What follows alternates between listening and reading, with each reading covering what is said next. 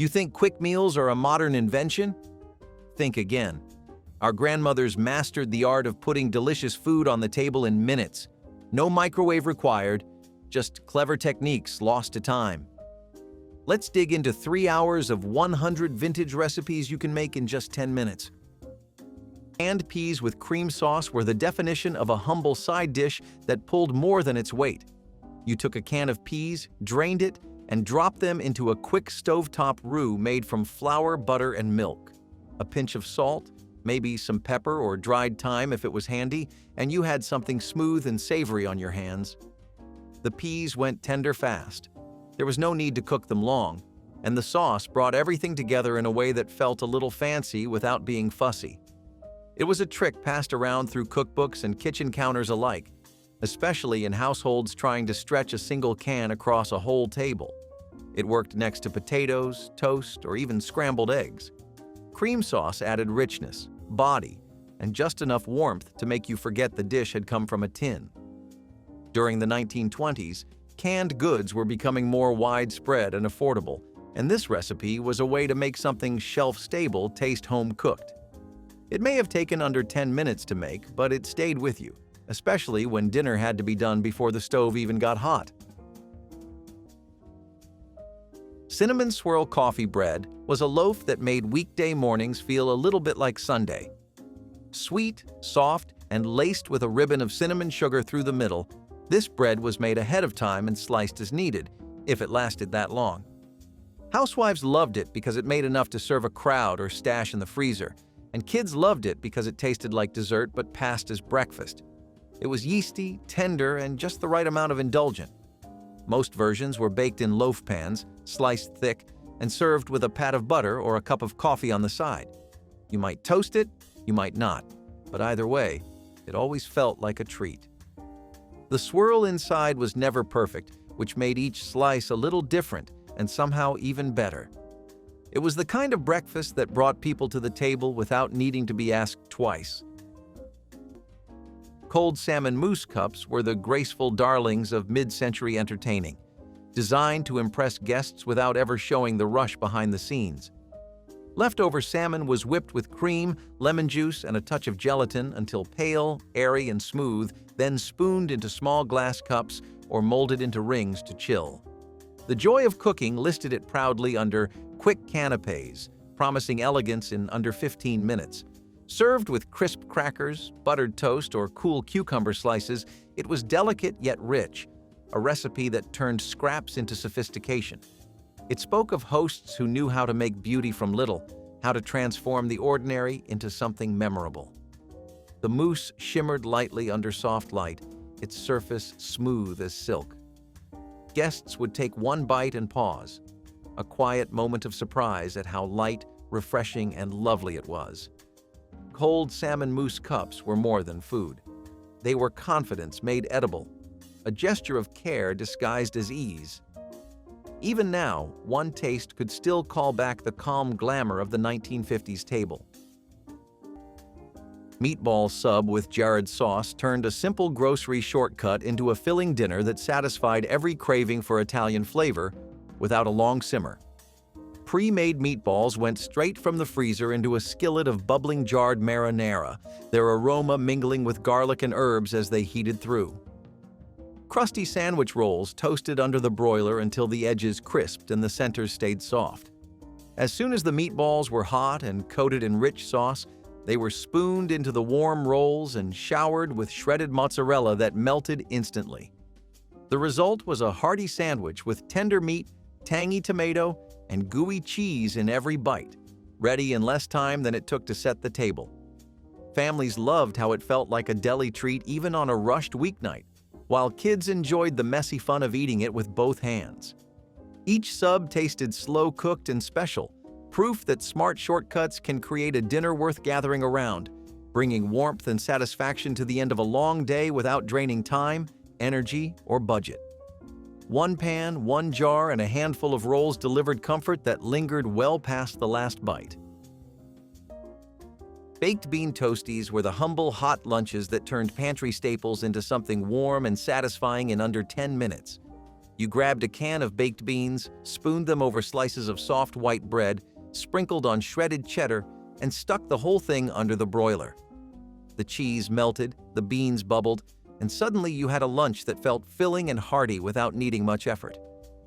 This quick meal showed up in old cookbooks, school cafeterias, and busy households when money was tight and grocery runs had not happened yet.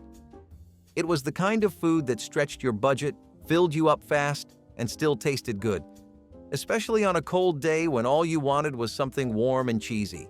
Some folks added hot sauce or chopped onions, but the plain version stayed the classic. Baked bean toasties may not have won style points, but they worked, turning basic ingredients into lunch in record time. Cold spaghetti with Italian dressing was one of those forgotten leftover tricks that stretched a single meal into something new without much time or money spent. You would take last night's spaghetti, rinse it off if needed, toss it in a splash of bottled Italian dressing, and that was dinner or lunch, ready in under 10 minutes. It sounds plain, but back then, this was an easy, thrifty way to keep food from going to waste and keep everyone fed. Families leaned on recipes like this when grocery lists ran short and leftovers became the next meal. The dressing added tang, the pasta filled you up, and it all came together cold, quick, and satisfying. You would find cold spaghetti with Italian dressing scribbled in community cookbooks, passed along at potlucks, or quietly traded between neighbors looking for affordable meal ideas. Some folks tossed in vegetables or cheese if they had any left, but most kept it simple and practical. It might feel forgotten now, but back then this cold pasta salad was a staple for families trying to stretch their meals, save their money, and still have something satisfying on the table without turning on the stove. Mincemeat pie was the spiced, boozy dessert that connected American Christmas to centuries of English tradition, its complex filling unlike any other holiday sweet. Traditional mincemeat combined beef sweet, dried fruits, apples, spices, and generous amounts of brandy or rum into a dark, intensely flavored filling that aged for weeks before baking. The mixture was spooned into pastry shells, often with decorative tops cut into holiday shapes. The flavor was challenging for modern palates, simultaneously sweet, savory, spiced, and boozy in ways that defied easy description. Families with English heritage maintained this tradition, making fresh mincemeat each autumn for Christmas pies. The commercial mincemeat that eventually replaced homemade versions was sweeter and simpler, lacking the complexity of the original. Mincemeat pie has largely disappeared from Christmas tables, replaced by familiar pumpkin and apple. Those who remember real mincemeat pie describe it with reverence as a taste of Christmas past. Beans and cornbread made Christmas dinner in homes where meat was unthinkable luxury, the combination providing complete protein that kept bodies strong through winter's coldest days. Dried beans, pintos, Great Northerns, or whatever variety was cheapest, soaked overnight before simmering all day with onion and salt.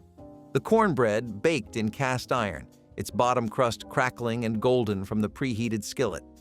Together, beans and cornbread created a meal that was both filling and nutritious, the amino acids from each combining to provide what neither could alone. Families ladled beans into bowls and crumbled cornbread on top, the bread soaking up the bean liquor until it became almost like dumplings.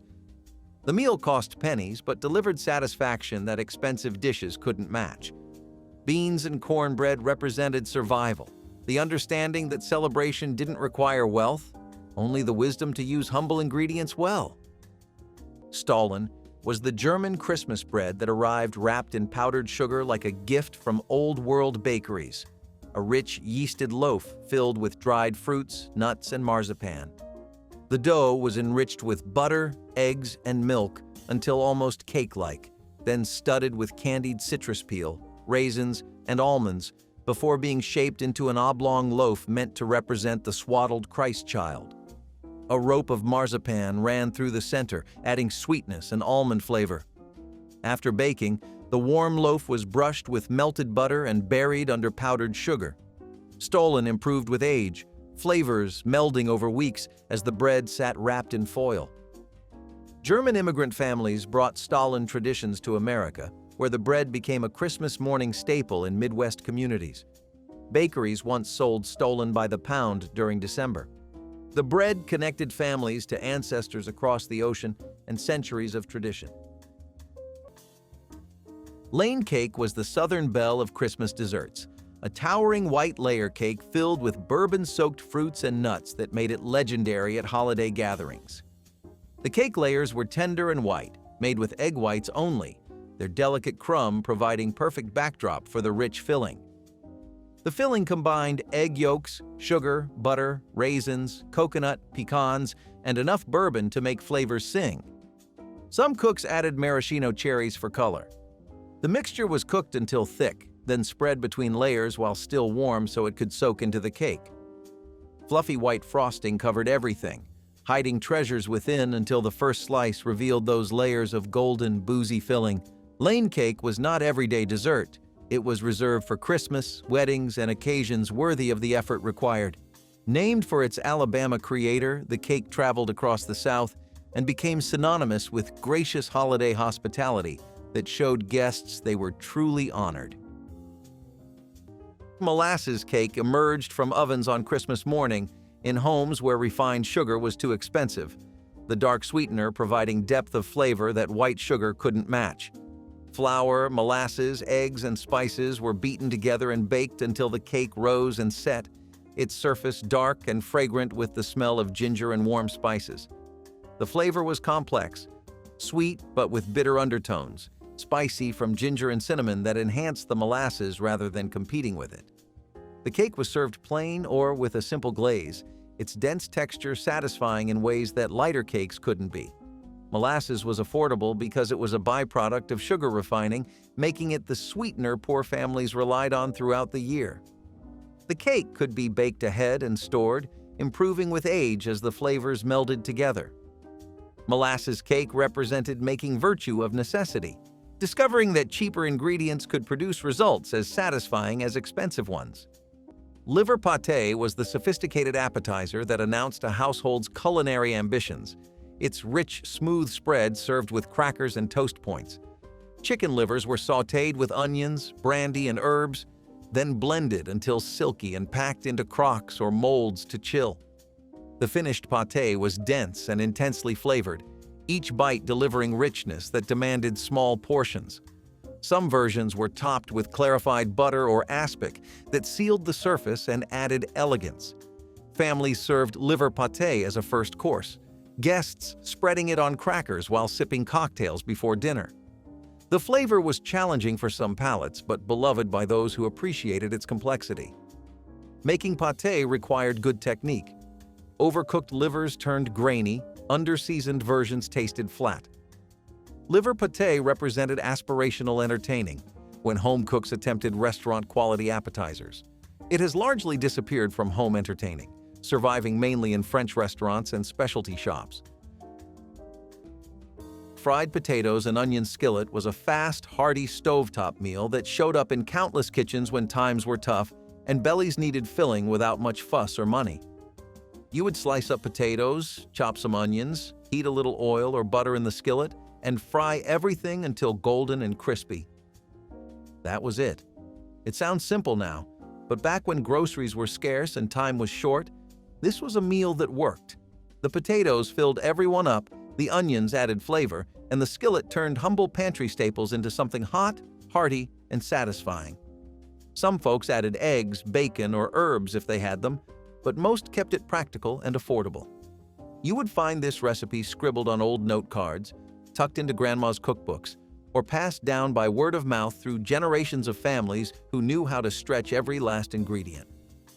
Fried potatoes and onions might seem forgotten today, but back then, it was a reliable fix for hungry families trying to make groceries last, keep dinner on the table, and survive the lean weeks when every meal counted just a little more. Quick bologna slaw sandwiches were the shortcut lunch that turned cheap deli meat and leftover dressing into something filling in almost no time. You chopped up slices of bologna, mixed them with coleslaw dressing, usually that creamy, tangy kind, and spooned the whole mixture onto soft sandwich buns. That was lunch, ready in under 10 minutes and surprisingly satisfying. This quirky little meal showed up all over Southern quick lunch cookbooks and school cafeteria menus because it was fast, affordable, and made the most of what you had on hand.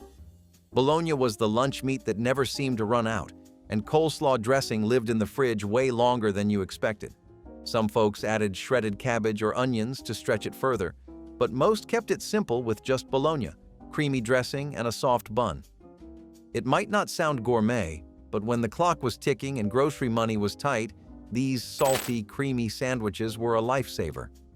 You would find the recipe scribbled on old index cards, passed around at potlucks, or tucked inside faded community cookbooks that promised quick meals when time and energy were both running low. Cheeseburger. Mac Skillet turned a single pan into a complete dinner that filled plates and quieted hungry stomachs. Elbow macaroni boiled in salted water while ground beef browned in a deep skillet with chopped onions and a dusting of garlic powder. The drained pasta was folded into the sizzling meat along with a handful of shredded cheddar and a splash of milk, creating a creamy sauce as everything mingled over low heat. The smell of melting cheese and seared beef brought everyone to the kitchen before the cook could even call them. In less than 20 minutes, the dish was ready, bubbling and rich, served straight from the pan to eager bowls. Families loved how it combined the familiar taste of a cheeseburger with the comfort of macaroni and cheese, turning two favorites into one speedy supper.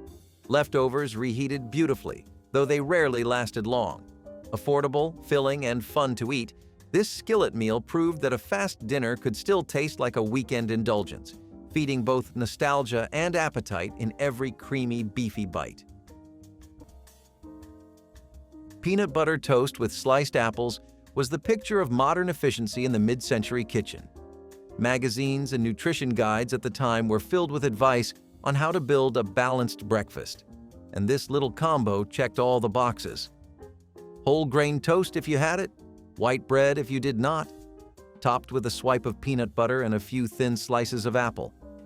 Quick to make, packed with protein and sweet enough to keep the kids quiet for a few minutes. The apples added crunch and brightness, while the peanut butter gave it enough heft to hold you through school or work.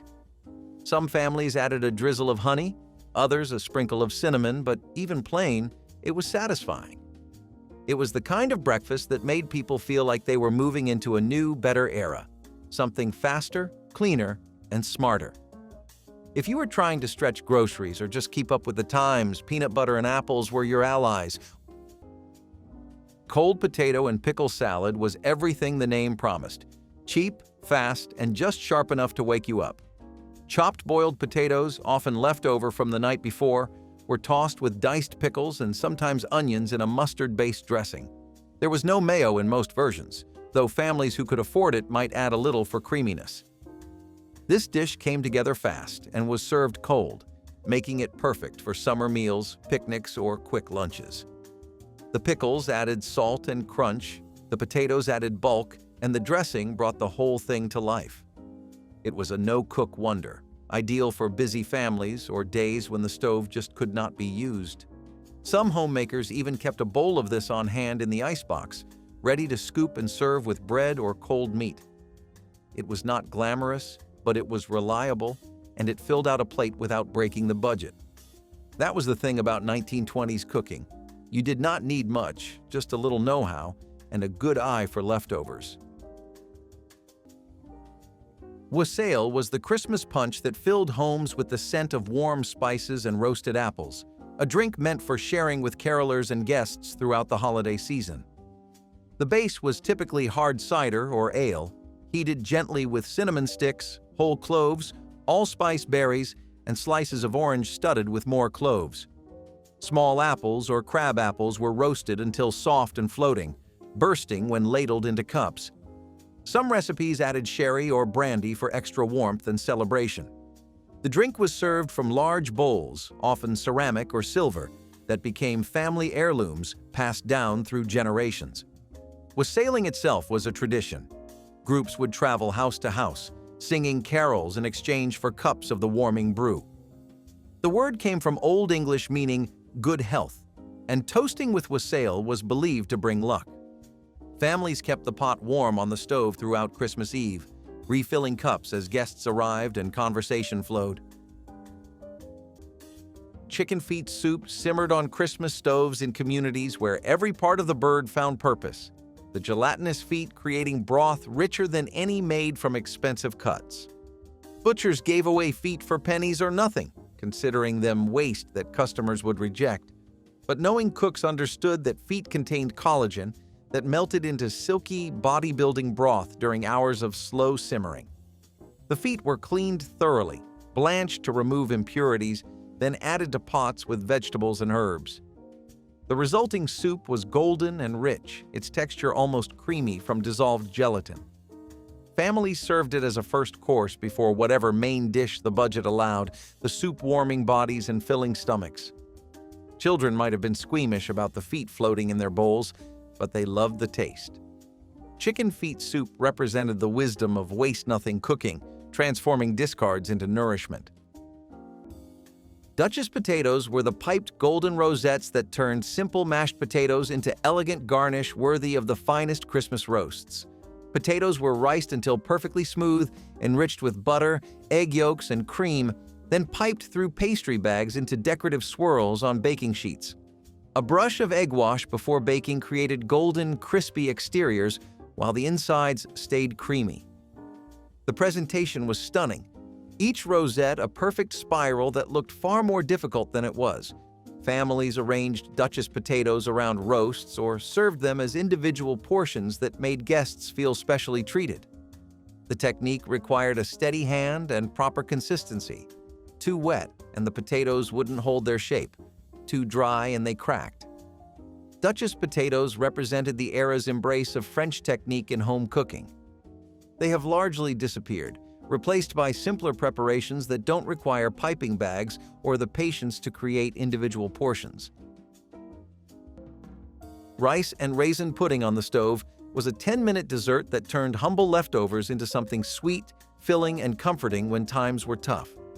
You scooped leftover rice into a pot, poured in milk, added sugar, tossed in some raisins, and stirred it all together over low heat. That was it.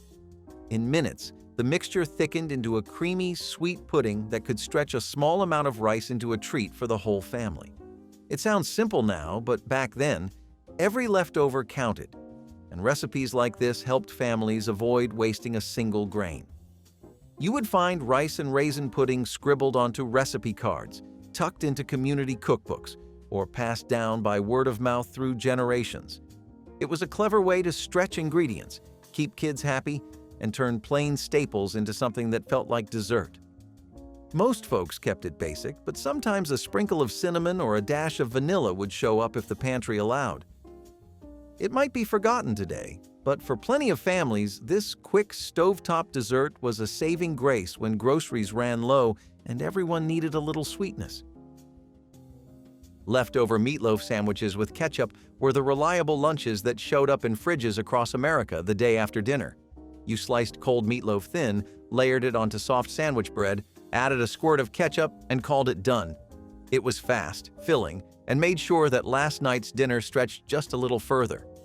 Meatloaf itself was all about using affordable ingredients, ground beef, breadcrumbs, eggs, and stretching them into a meal for the whole family. Turning leftovers into sandwiches was the next logical step, and it worked. You got a hearty, savory lunch ready in under 10 minutes with barely any effort. Old cookbooks loved suggesting it. Lunchboxes were packed with it, and kids grew up knowing exactly what was coming after meatloaf night. You could add cheese or lettuce if you had them, but most families kept it plain with just meatloaf and ketchup. It might not sound glamorous now, but back then it was the fast, frugal lunch that kept families fed and made every bit of dinner count. Ranchero bean tostadas brought the lively spirit of a cantina to the weeknight table using only a few ingredients. Crisp corn tortillas toasted under the broiler formed a sturdy base for creamy refried beans straight from the can, warmed with a dash of cumin and a spoonful of diced tomatoes. A quick sprinkle of shredded cheddar melted under the heat, creating a golden crust that held everything together. Fresh salsa, sliced jalapenos, and a handful of chopped cilantro added color and brightness, turning a simple pantry meal into a vibrant feast. In less than 15 minutes, each tostada emerged hot and ready, inviting everyone to add their favorite toppings like sour cream or diced avocado. The crunchy base and savory beans offered a satisfying contrast that pleased both children and adults, proving that meatless dinners can still feel indulgent and filling. Every bite carried smoky spice and fresh garden flavor, perfect for nights when time was short, but a craving for bold taste remained strong, making this dish a regular star in kitchens that celebrated speed and flavor in equal measure. Celery and olive sandwiches were the quiet, crisp heart of many bridge clubs and ladies' luncheons. Finely chopped celery mixed with sliced green olives and mayonnaise was spread thick between soft white bread, crusts neatly trimmed. The result was light, salty, and refreshing, a bite that crunched softly and vanished fast. They were the definition of elegance in simplicity, the kind of food that appeared without fanfare, but stayed in memory. The joy of cooking tucked this one away under quick sandwiches, proof that you could make something graceful in minutes. Served with tea or lemonade, they were more social ritual than recipe. Their freshness offset heavier dishes, making them a reliable favorite at every gathering. One bite was enough to recall the clink of china and the sound of soft laughter. It was food for conversation, light as air but full of care, the taste of a gentler time.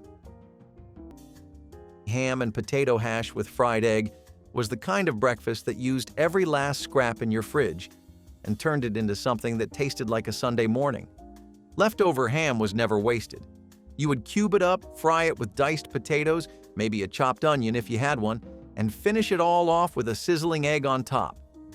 This was a skillet meal, the kind that filled the whole kitchen with the sound of oil popping and the smell of something good.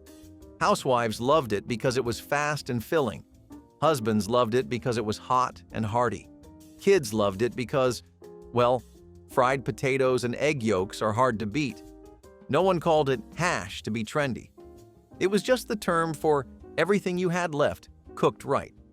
And when the egg yolk broke over those crispy potatoes, you would swear you were at a diner instead of a Formica table with chipped salt shakers. Sometimes the best breakfasts come from what you almost threw away. Maple cream sandwiches were dessert on a dime. All you needed was graham crackers, a bit of maple-flavored frosting or whipped cream, and a few minutes to assemble.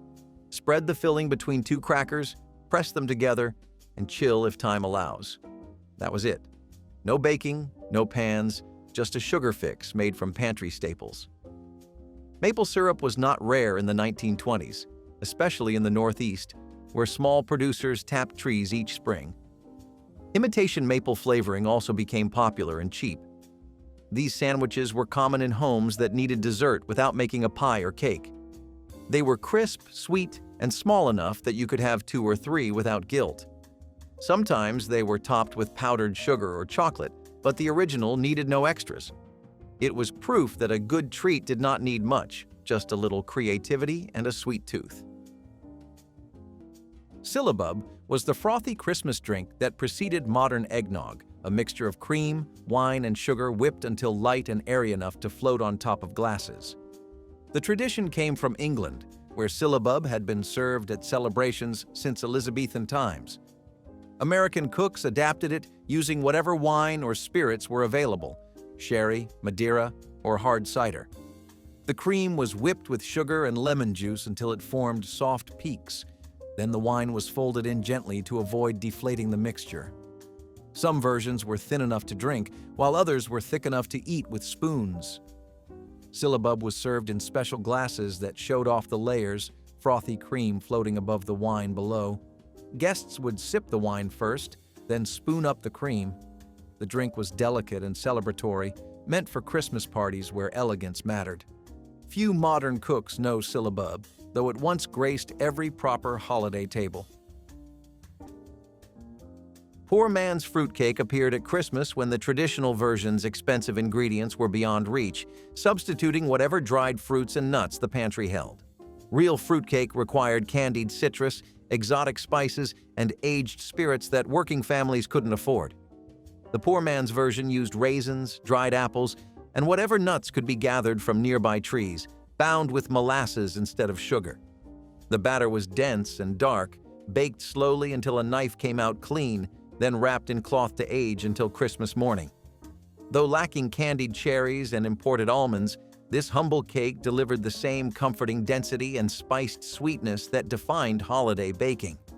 Families sliced it thin, making each loaf last through the season. Poor man's fruitcake represented adaptation, the willingness to participate in tradition even when resources demanded substitution. The taste was different, but the meaning remained. Stuffed Cornish game hens were the elegant individual servings that made every guest feel specially honored at Christmas dinner. These small birds, each just large enough for one person, were stuffed with wild rice, dried fruit, and nuts before roasting to golden perfection. The presentation was stunning, each guest receiving their own whole bird, its skin crackling and its cavity overflowing with aromatic stuffing. Carving was unnecessary. Diners simply cut into their personal hen, the juices pooling on the plate. Families who served Cornish hens were making a statement about sophistication and abundance, providing individual birds rather than slicing from a shared roast. The hens were often glazed with orange or apricot preserves, adding sweetness and shine. This dish represented the era's fascination with elevated home entertaining when suburban hostesses aspired to elegance. Cornish hens have largely disappeared from Christmas tables, replaced by simpler preparations. Cinnamon sugar butter toast was the kind of simple comfort food that could brighten up an afternoon in under 10 minutes, especially when there was not much else to work with. You toasted up some bread, slathered it with butter, sprinkled on cinnamon and sugar, and called it a snack. That was it. Quick, sweet, and surprisingly satisfying when groceries were scarce and everyone needed a little pick-me-up. It sounds simple, but back then, families leaned on recipes like this to stretch ingredients and turn basic pantry staples into something that felt like a treat. The butter gave it richness, the cinnamon sugar added sweetness, and the toast made it crunchy enough to feel special. You would find this little recipe scribbled onto old note cards, tucked into community cookbooks, or passed down through generations as a fast, affordable way to keep kids happy and tummies full. It might be forgotten today, but for plenty of homes back then, cinnamon sugar butter toast was the perfect fix for long afternoons and short grocery lists.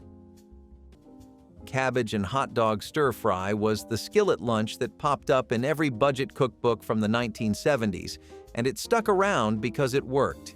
You chopped cabbage, sliced up hot dogs, threw them in a hot pan with a little oil, and stir-fried the whole thing until crispy and tender.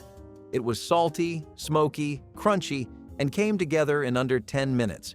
This recipe lived in frugal households, school cafeterias, and quick lunch guides because it used the cheapest ingredients possible and still filled you up. Cabbage was a go-to vegetable for stretching meals, and hot dogs were always around because they lasted forever in the fridge. Toss them together, add a little pepper or hot sauce, and lunch was ready fast. Some folks added onions or garlic, but most kept it simple, just cabbage and hot dogs sizzling in the pan. It was not fancy, but it was reliable, warm, and made sure nothing went to waste when groceries were tight. Buttered radishes on rye were elegance disguised as ease, a dish that thrived on freshness, restraint, and balance.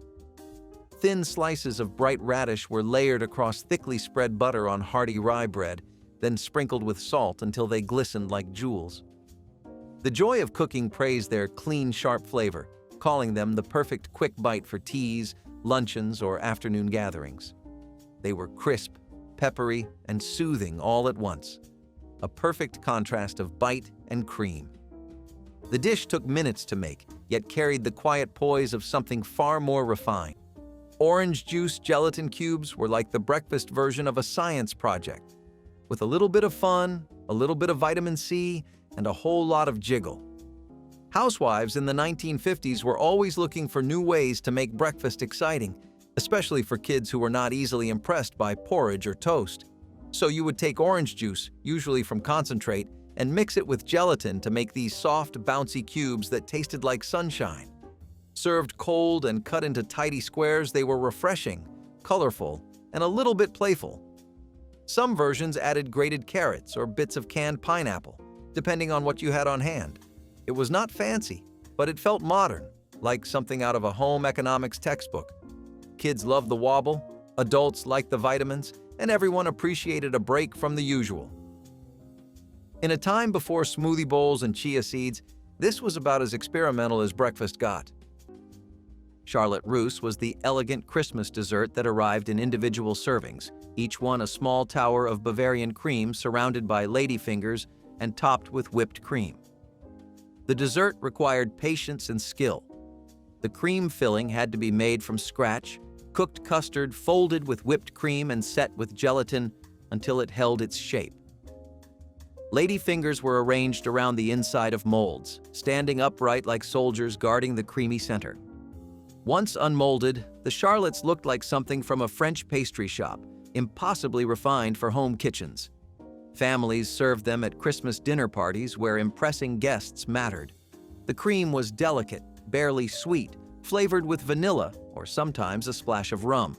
Each spoonful combined the soft cookie texture of ladyfingers with the airy richness of the filling.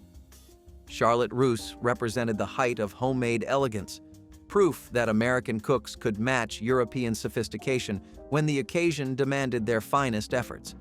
Ham bone soup became Christmas dinner when the bone itself was the only gift families could afford, the remnant of someone else's feast transformed into a meal for those with less. Churches and wealthier neighbors sometimes donated ham bones after their own celebrations, and grateful recipients knew exactly how to honor such gifts. The bone went into the largest pot with dried beans that had been soaking overnight, along with onions, carrots, and potatoes from the root cellar. Hours of simmering coaxed every bit of smoky flavor from the bone, while beans softened into creamy submission. The soup thickened as starches released, becoming more stew than broth by the time it reached the table.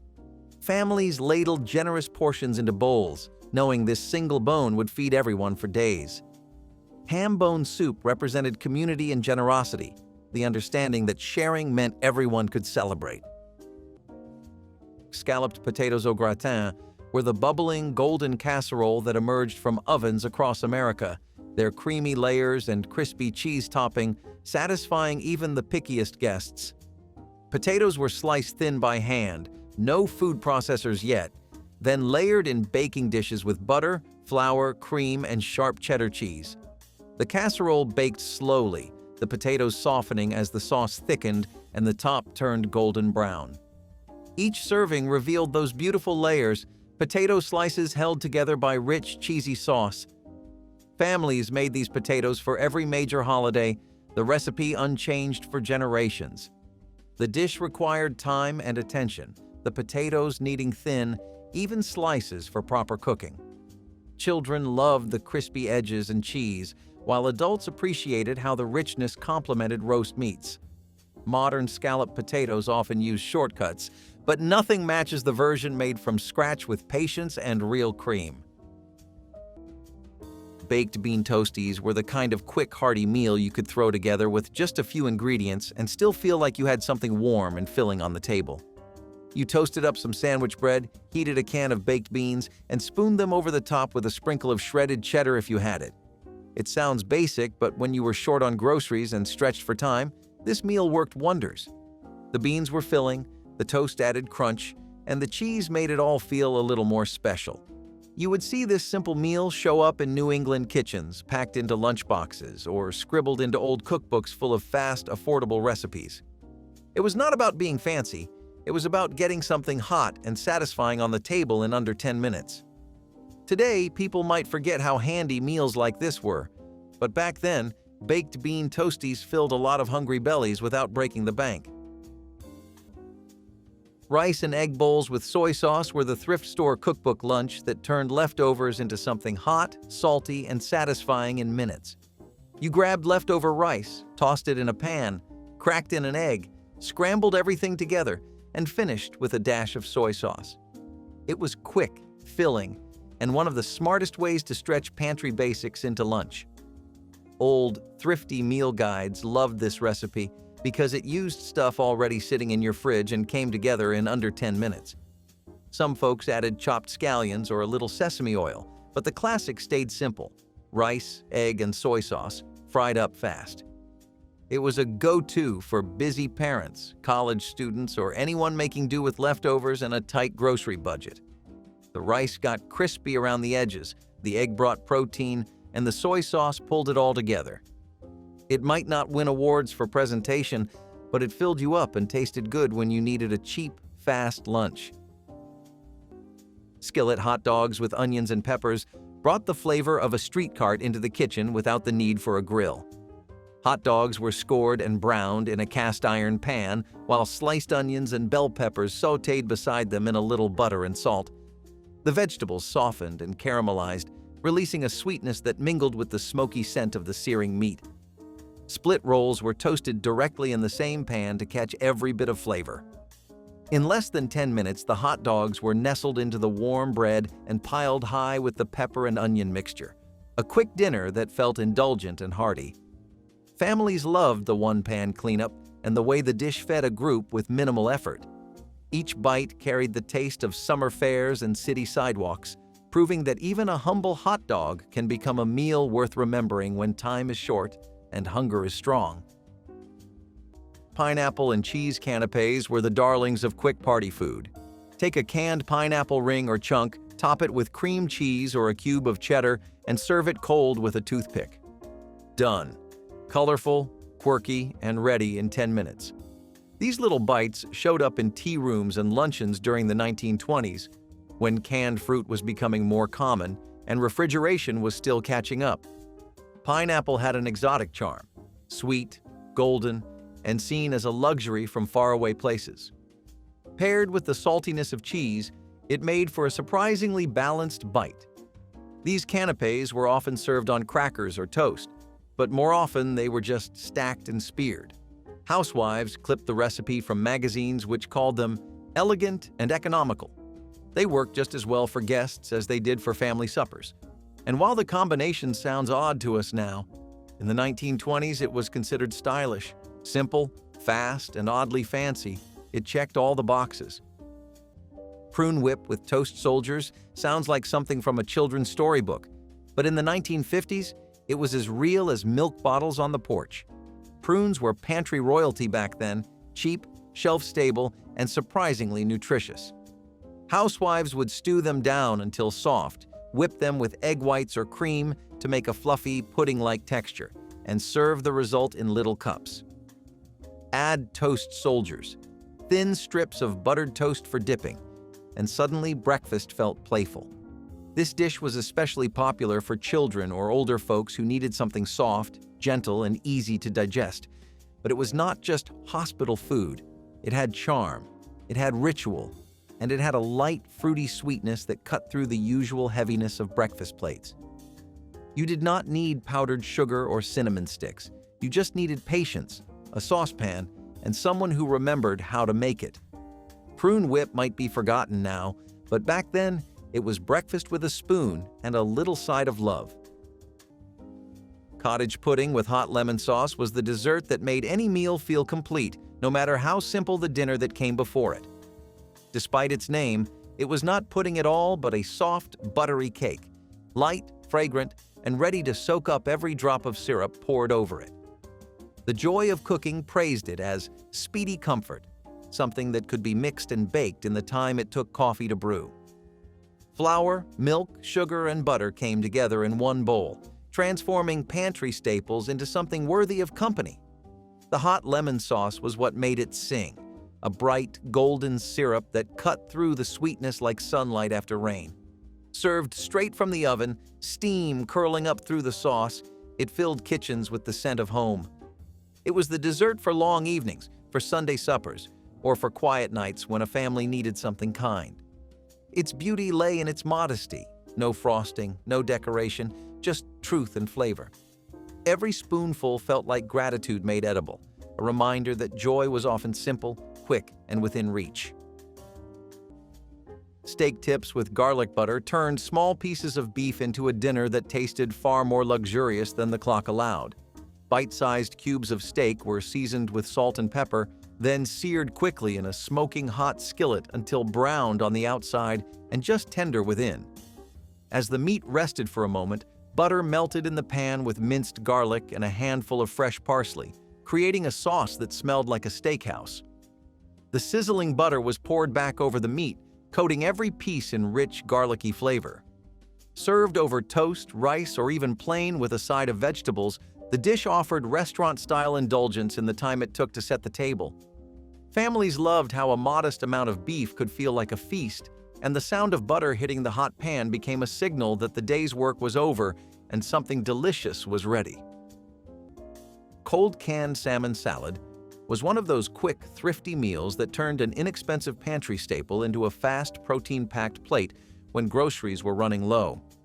You flaked canned salmon into a bowl, stirred in mayonnaise, and chopped celery if you had it, and served it up cold.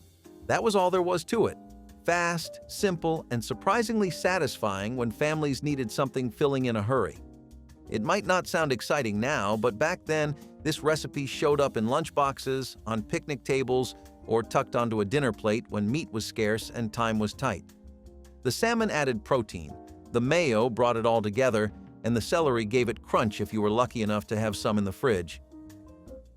Families leaned on meals like this to stretch their groceries and keep everyone full without much effort. You would find cold canned salmon salad scribbled onto old recipe cards, passed down by neighbors, or quietly tucked into grandma's collection of forgotten quick meals. It might be overlooked now, but back then this was a reliable 10-minute fix when money was tight. Liver and onions appeared on Christmas tables when the luxury cuts went to wealthier customers. The organ meat sold for pennies to families who knew how to make it delicious. Liver was soaked in milk to remove any bitterness, then sliced thin and dredged in seasoned flour before frying in hot fat until crispy outside but still pink within. Onions fried alongside turned sweet and caramelized, their flavor balancing the liver's mineral richness. The combination was served over mashed potatoes or with bread to soak up the pan drippings that carried concentrated flavor. Children either loved or hated liver, but parents served it knowing the iron and vitamins it provided were essential for growing bodies during lean times. Liver and onions cost a fraction of steak, but delivered more nutrition per bite. The dish represented practical eating, the understanding that organ meat sustained life as effectively as the muscle cuts that cost far more.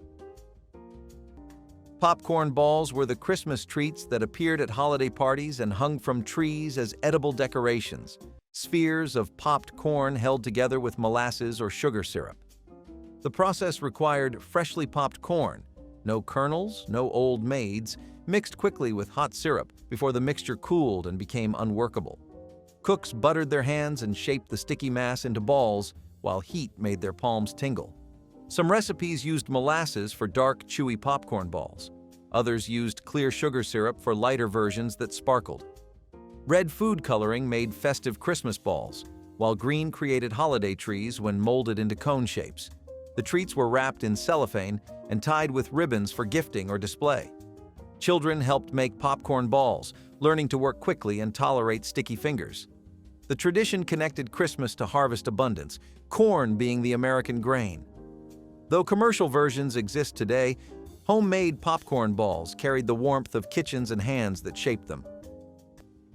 Egg salad on toast was one of those practical 10-minute meals that filled lunch boxes, fed tired workers, and showed up in every community cookbook for good reason. Leftover boiled eggs were never wasted. You chopped them up, mixed them with mayonnaise, maybe a little mustard if you were lucky, and piled it all onto a slice of toast. It sounds plain, but it got the job done. The eggs were filling, the toast made it portable, and you could whip it up in no time flat. This was not about fancy ingredients or gourmet flavors. It was the kind of recipe people leaned on when money was tight, time was short, and families still had to eat. You would see it at church luncheons, quick weekday dinners, or scribbled down on worn recipe cards tucked into kitchen drawers. It might be forgotten now, but egg salad on toast kept plenty of households going when they needed it most. Some families swapped the raisins for nuts, dried cranberries, or chocolate chips when they wanted to shake things up, but the basic version stuck around for decades. You would find this recipe tucked into picnic cookbooks, school lunch guides, and old magazines promising fun, budget-friendly meals made with whatever happened to be in the fridge. It was not flashy, but it made celery a little less boring, and for families watching their grocery bills, that was good enough. Corn fritters with maple drizzle were pure Southern comfort, a 10-minute bridge between hunger and happiness. Corn, fresh or canned, was folded into a light batter of flour, egg, and milk, then dropped into a hot cast-iron skillet where it sizzled and rose into golden pillows. The outside crisped, the inside stayed soft, catching the faint sweetness of the corn. When drizzled with maple syrup, it became something transcendent. Sweet, savory, and nostalgic all at once. The joy of cooking called them a luncheon for all hours, and they lived up to that promise. They appeared at kitchen tables, church picnics, and roadside stands, eaten hot from paper towels while steam still curled into the air. Some cooks added green onion or bacon, others kept them plain, letting simplicity shine. Corn fritters with maple drizzle captured the rhythm of everyday cooking, fast, generous, and full of soul. They were food made to be shared, to be gone too soon. Buttermilk biscuits with honey butter were pure comfort wrapped in a golden, flaky bite. You could taste the love in every layer. Buttermilk was a kitchen staple back then. Not something you bought in a carton, but something that came from letting milk sit a little too long. People used what they had. Biscuit dough came together quickly, especially for women who could eyeball measurements better than any cookbook.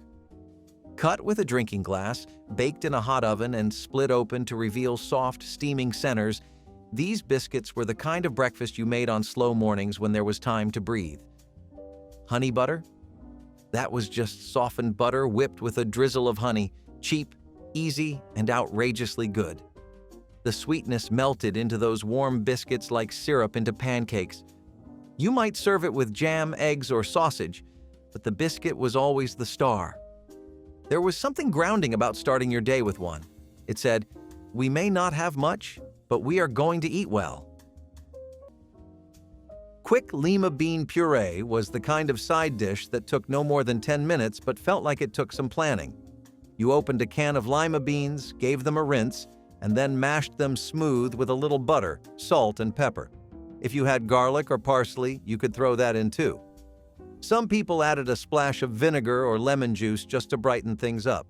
It could be served warm, like mashed potatoes, or cold as a spread on toast or crackers. What made it so special was how versatile it was. You could dress it up or down depending on what was around. For working-class homes and rural kitchens, this was one of those dishes that always showed up on the table because it was dependable, nutritious, and incredibly cheap. Lima beans were a pantry staple, and this method of turning them into something soft and seasoned made them more appealing to picky eaters too. It was fast, filling, and easy to make in batches. When you needed something hearty without the weight, this little mashup saved the day.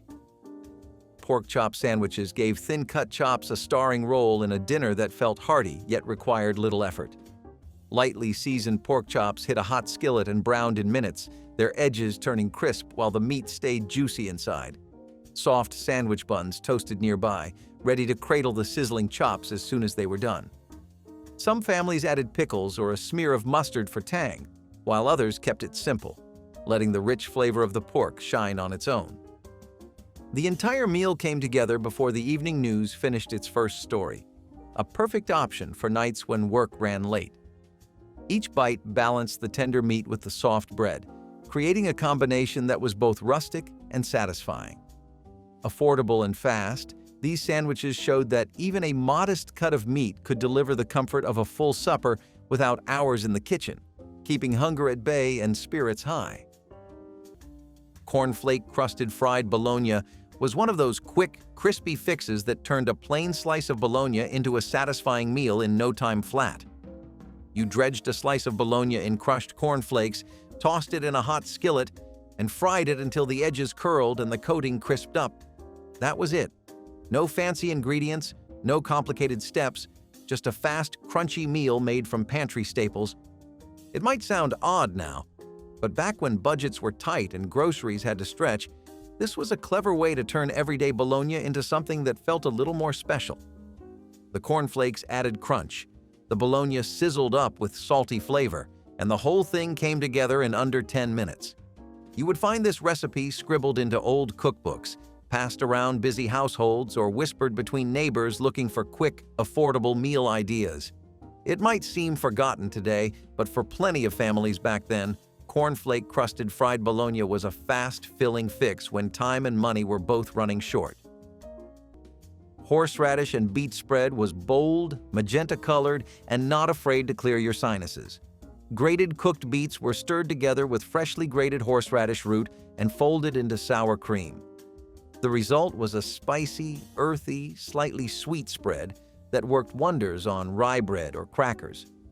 Served cold, it was a common part of 1920s appetizer plates and cold lunches, especially among Eastern European households where both ingredients were staples. The beets provided color and body, while the horseradish added heat that hit the nose before the tongue. It came together fast, needing no cooking, just mixing and chilling. If fresh horseradish was not available, the jarred kind worked fine. Some recipes added vinegar, others sugar, depending on what was on hand. But even the most stripped-down version had personality. This was not a quiet little tea sandwich filling. It announced itself. And for people who were tired of bland or plain, it was a wake-up call.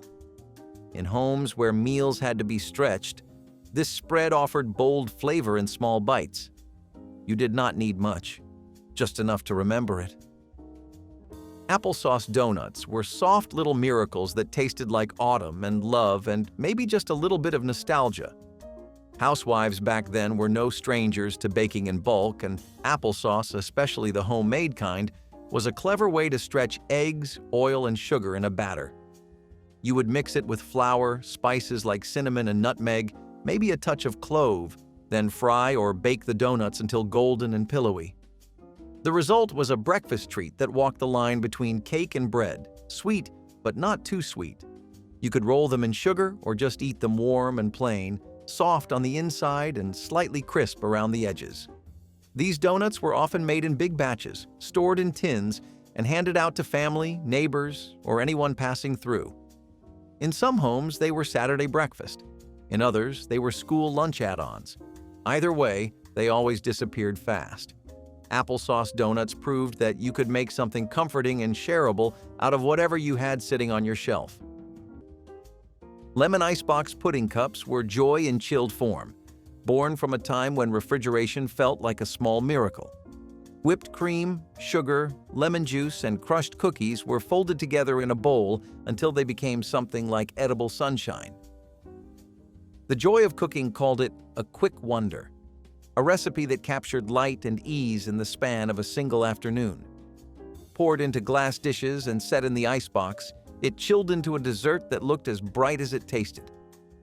Tart met sweet in every spoonful, the coolness cutting through the summer heat or long evenings of chatter and card games. Housewives adored it because it was reliable, never fussy, always elegant. It required no oven, no skill, only care and timing. Served with a twist of lemon zest or a crumbly cookie on top, it glowed in the lamplight like gold. Every bite carried the optimism of modernity, when convenience and beauty finally shared a kitchen. Lemon icebox pudding cups reminded a generation that happiness could be simple, sweet, and cool enough to last until tomorrow. Patty Melt on rye delivered diner flavor in a fraction of the time, making it a favorite among families who craved something special after a long shift. Ground beef was quickly shaped into thin patties and pressed flat on a hot griddle until sizzling and browned. Meanwhile, onions sliced paper-thin softened in butter until golden and sweet, their aroma drifting through the kitchen. Slices of rye bread were spread with more butter, then layered with the beef, the onions, and generous slices of melty Swiss or American cheese. A few minutes back on the skillet brought everything together, the bread crisping as the cheese oozed around the edges. The result was a sandwich that tasted like a full diner meal, yet came together faster than any takeout order. Served with pickles or a handful of chips, the Patty Melt satisfied both hunger and the need for something comforting, proving that a fast dinner could still feel like a small luxury at the end of a demanding day. Celery boats with peanut butter and raisins were the fun lunch that every old-school cookbook claimed kids would love, even though most kids quietly picked off the raisins when no one was looking. You sliced celery into sticks, filled the groove with peanut butter, and dotted them with raisins, proudly calling them ants on a log. It came together in 2 minutes flat, looked cute, and somehow counted as lunch when the cupboards were nearly empty.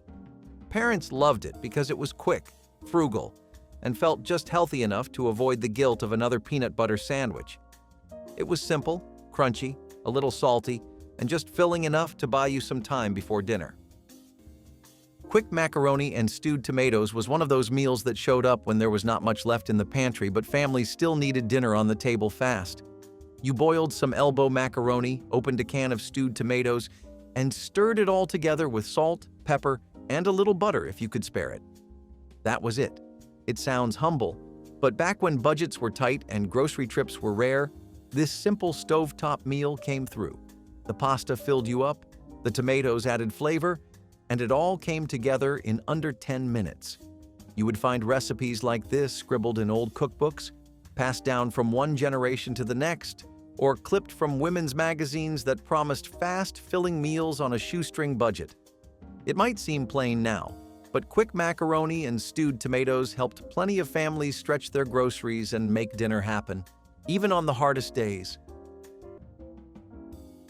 Aspic molds were the savory gelatin creations that showcased ingredients suspended in shimmering jewel-toned towers of concentrated flavor. Clarified consommé or tomato juice was combined with gelatin, then poured over carefully arranged vegetables, hard-boiled eggs, or shrimp before chilling until firm. The presentation was everything. Unmolded aspics revealed their contents like treasures in amber, the vegetables and proteins visible through the transparent or translucent gel. Making aspic required understanding gelatin chemistry and having the patience to layer ingredients properly. The texture was unusual, the savory gelatin coating the tongue before releasing its flavors. Families served aspic as a first course or side dish, its impressive appearance justifying the effort. By the 1980s, aspic had become punchline shorthand for outdated cooking. Yet for decades, it represented culinary ambition and skill. Aspic has completely disappeared from home cooking, remembered only in vintage cookbooks and mid-century nostalgia. Tomato gravy over biscuits appeared on Christmas morning tables when meat was scarce, but tomatoes had been canned from summer gardens, the tangy red gravy providing flavor that plain biscuits couldn't offer alone.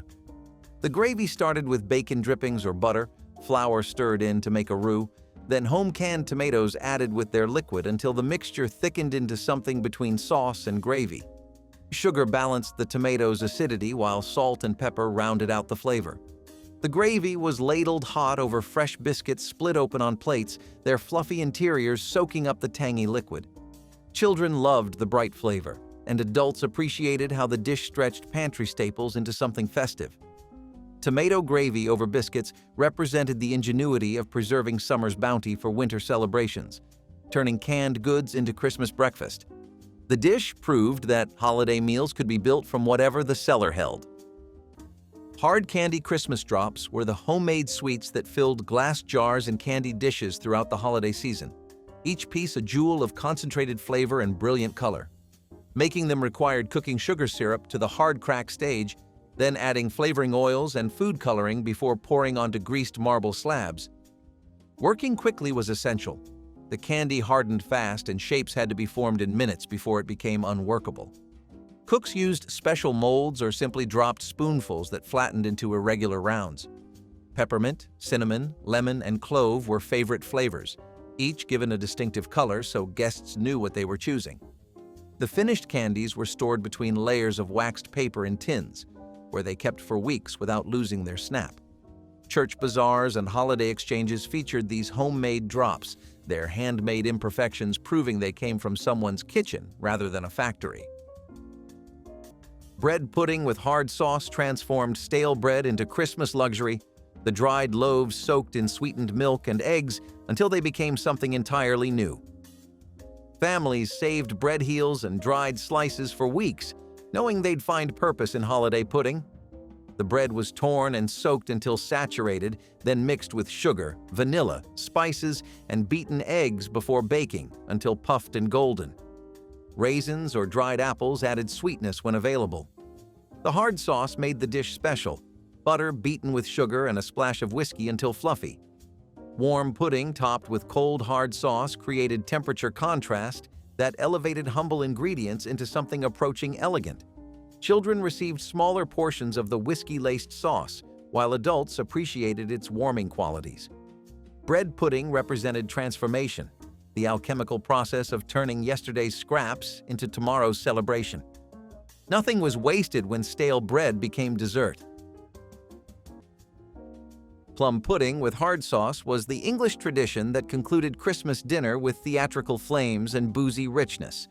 The pudding itself was made weeks in advance, a dense mixture of sweet, dried fruits, spices, and breadcrumbs that aged until the flavors melded into something complex and deeply satisfying.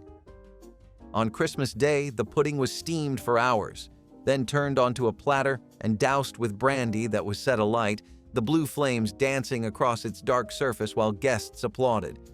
Hard sauce, butter creamed with powdered sugar and more brandy, melted over hot slices, adding richness to every bite. Finding the hidden coin or charm baked inside brought luck to the finder. Families with English roots maintained this tradition for generations, the pudding recipe handed down carefully. The labor required and changing tastes that favored lighter desserts eventually ended the tradition for most families. Plum pudding represented a Christmas that demanded effort and rewarded patience. Green bean and egg salad was one of those quick, cold meals that filled plates fast and stretched what little food families had during tough times. You opened a can of green beans, sliced up some boiled eggs, tossed it all together with mayonnaise, and that was it. A little creamy, a little savory, and ready in under 10 minutes. It might not sound fancy today, but back then, this quick salad showed up at church potlucks, summer picnics, and weekday lunches when the pantry was running low. The eggs added protein, the beans filled you up, and the mayo brought it all together in a creamy, satisfying bite. Families leaned on recipes like this because they used simple ingredients that were always on hand and turned them into meals that kept everyone fed. You would find this one scribbled in old cookbooks, passed along by neighbors, or quietly tucked into Grandma's collection of quick meal fixes. It might be forgotten now, but for plenty of families back then, green bean and egg salad was a go-to plate that saved time, money, and groceries. Cold chicken and mayonnaise roll-ups were the leftover lunch you barely had to think about, but still managed to feel like a proper meal. You shredded leftover chicken, stirred in mayo, maybe a little salt or pepper, and spread it onto soft white bread slices.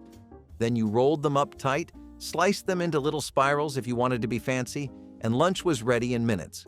Some folks added celery sticks or pickles on the side, but most kept it plain, just cold chicken, bread, and mayo doing the heavy lifting.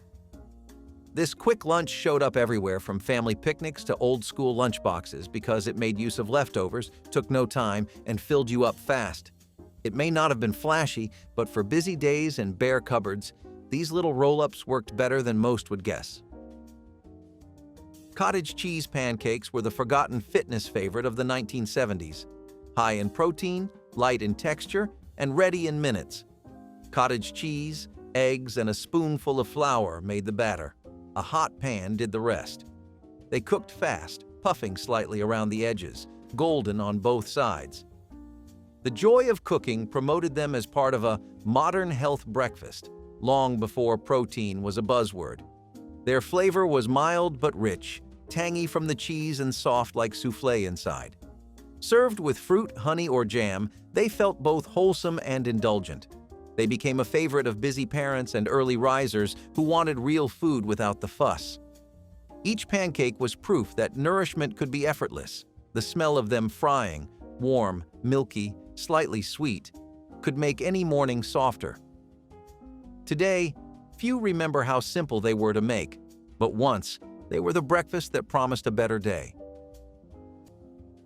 Chicken fried rice with canned chicken delivered a satisfying stir-fry that used pantry staples to create takeout flavor in record time. Day-old rice separated beautifully in a hot skillet coated with a thin film of oil, each grain absorbing the smoky heat. Diced onions, carrots, and peas added color and sweetness, sizzling as they released their fragrance. A can of cooked chicken provided tender meat with no extra prep, breaking apart into savory shreds that mingled with the vegetables. A quick splash of soy sauce and a sprinkle of garlic powder tied everything together, while scrambled eggs folded in at the end brought richness and body. The result was a meal that tasted carefully crafted yet came together in less than 15 minutes, perfect for evenings when energy ran low but appetites ran high. Families loved how it stretched a small amount of protein across several generous portions while clearing the fridge of leftover rice. Each spoonful offered the comfort of home and the excitement of a restaurant favorite, a reminder that great flavor does not require a long list of fresh ingredients when skill and heat meet simple planning. Bacon and egg breakfast cups were the 1950s answer to the grab-and-go meal, except people were not really going anywhere just yet. These little baked wonders started with a slice of bacon curled around the inside of a muffin tin, then filled with a cracked egg and maybe a sprinkle of cheese or breadcrumbs. They baked up into tidy, self-contained bites that were savory, satisfying, and easy to serve. Housewives loved that they could prep a dozen at once with minimal cleanup, and the novelty of them made even picky kids take notice. It was the kind of breakfast that looked fancier than it was and tasted better than it needed to. Bacon crisped around the edges, the eggs stayed soft in the middle, and each bite had just enough richness to keep you full. They felt modern and efficient in a decade obsessed with kitchen convenience, and that is probably why they stuck around. You can still find versions of them today, but it all started with bacon, eggs, and a muffin tin. Quick-fried bananas were a sweet indulgence that required no more than a hot pan and a pat of butter. You sliced ripe bananas down the middle or into coins, then laid them in a skillet with butter and a dusting of sugar. A few minutes on each side, and the bananas would soften and caramelize, forming a golden crust that smelled like candy and felt like breakfast. Some folks added cinnamon, others a splash of lemon juice. If you had cream or yogurt, you could serve them on top, but even on their own, they were a treat. Bananas were more affordable than most fruits in the 1920s thanks to expanding trade, and people were always looking for new ways to use them. Fried bananas were quick, warm, and a clever way to salvage fruit that was just a day too ripe for eating raw. They showed up at breakfast tables, dessert trays, and sometimes tucked between slices of bread for a fast, sticky sandwich. It was not fancy, but it was fast. And when food had to stretch, quick treats like this reminded you that the kitchen could still be a happy place. Plum pudding with hard sauce was the dramatic finale to Victorian and early American Christmas dinners, a dessert demanding weeks of preparation that arrived flaming with brandy. Despite the name, no plums appeared. The term referred to dried fruits like raisins, currants, and candied peel studding the dense, steamed cake. Suet provided richness, breadcrumbs gave structure, and eggs bound everything with brown sugar, spices, and enough spirits to preserve the pudding for months. The mixture was packed into cloth-lined molds and steamed for hours, then stored until Christmas, when it was steamed again. The hard sauce, butter whipped with powdered sugar, vanilla, and brandy until fluffy, melted over the warm pudding, creating pools of sweetness. The serving moment was theatrical, with blue flames dancing across the surface as brandy was ignited. Families gathered in wonder, watching fire burn off before slicing into the dark, fragrant dessert that connected them to centuries of tradition. Salt pork and potatoes appeared on Christmas tables when fresh meat was beyond reach, the preserved pork providing flavor and fat that transformed simple potatoes into something worth celebrating. Salt pork cost far less than fresh cuts and kept indefinitely in cool cellars, making it the protein that struggling families could actually afford. Thick slices were fried until crispy and rendered, their fat saved for cooking potatoes that were sliced and fried in the drippings until golden and crisp. The combination was simple but deeply satisfying, the salt and fat making each potato bite rich and flavorful. Some families added onions to stretch the meal further, others kept it pure. The dish required no special occasion to appear, but on Christmas it was presented with extra care, the crispiest pieces reserved for children. Salt pork and potatoes represented making do with what was affordable, finding celebration in the humblest ingredients through careful preparation and love. Cottage cheese and peach. Half plate was the kind of quick meal that felt just fancy enough to pass for lunch, even when the fridge was nearly empty. You opened a can of peach halves, plopped them on a plate, and added a big scoop of cottage cheese right in the center. That was it. 10 minutes, maybe less. It sounds odd now, but back then, this sweet and savory combo showed up at church teas, ladies' luncheons, and weekday meals when time and money were both running low. It was light, refreshing, and filled just enough of that hunger gap to get you through the afternoon. You could dress it up with a little sprinkle of nutmeg or a cherry on top if you were feeling fancy, but most kept it simple. It came from a time when canned fruit was a pantry staple, cottage cheese counted as protein, and families got creative to stretch every dollar. Another forgotten classic from the old cookbook that kept homes running smoothly. Zucchini fritters from leftovers were the garden surplus lunch that turned backyard vegetables into something hot, crispy, and filling when you had more zucchini than you knew what to do with. You grated up those extra zucchinis, mixed them with flour, eggs, and a little seasoning, then pan-fried them until golden brown. It was quick, cheap, and showed up in nearly every Use Your Garden Haul cookbook from the 1970s. Backyard gardens always seemed to over-deliver on zucchini, and fritters were a fast, satisfying way to keep all that produce from going to waste. They crisped up around the edges, stayed soft in the center, and felt just hearty enough to pass for lunch. Some families added shredded cheese, herbs, or breadcrumbs to stretch them further, but most kept it simple with just the basics. It was frugal, filling, and practical, a classic example of how families made the most of what they grew. It might not have been exciting, but zucchini fritters worked hard to keep plates full and grocery spending low. Country ham and red-eye gravy brought a bold, salty kick to the end of a long day, drawing on traditions that went back generations. Thin slices of country ham hit a hot skillet and sizzled until their edges crisped and their smoky scent filled the kitchen. Once the meat was removed, strong black coffee was poured into the pan to deglaze the savory bits, blending with a splash of water and a touch of butter to create the dark, rich gravy that gave the dish its name. The result was a sauce both bitter and savory, perfect for spooning over the ham or soaking into warm biscuits. In less than 15 minutes, the table held a meal that tasted slow, cooked, and soulful. Working families appreciated the speed while still honoring a Southern classic, and the sharp aroma of coffee and ham became a sign that dinner was ready.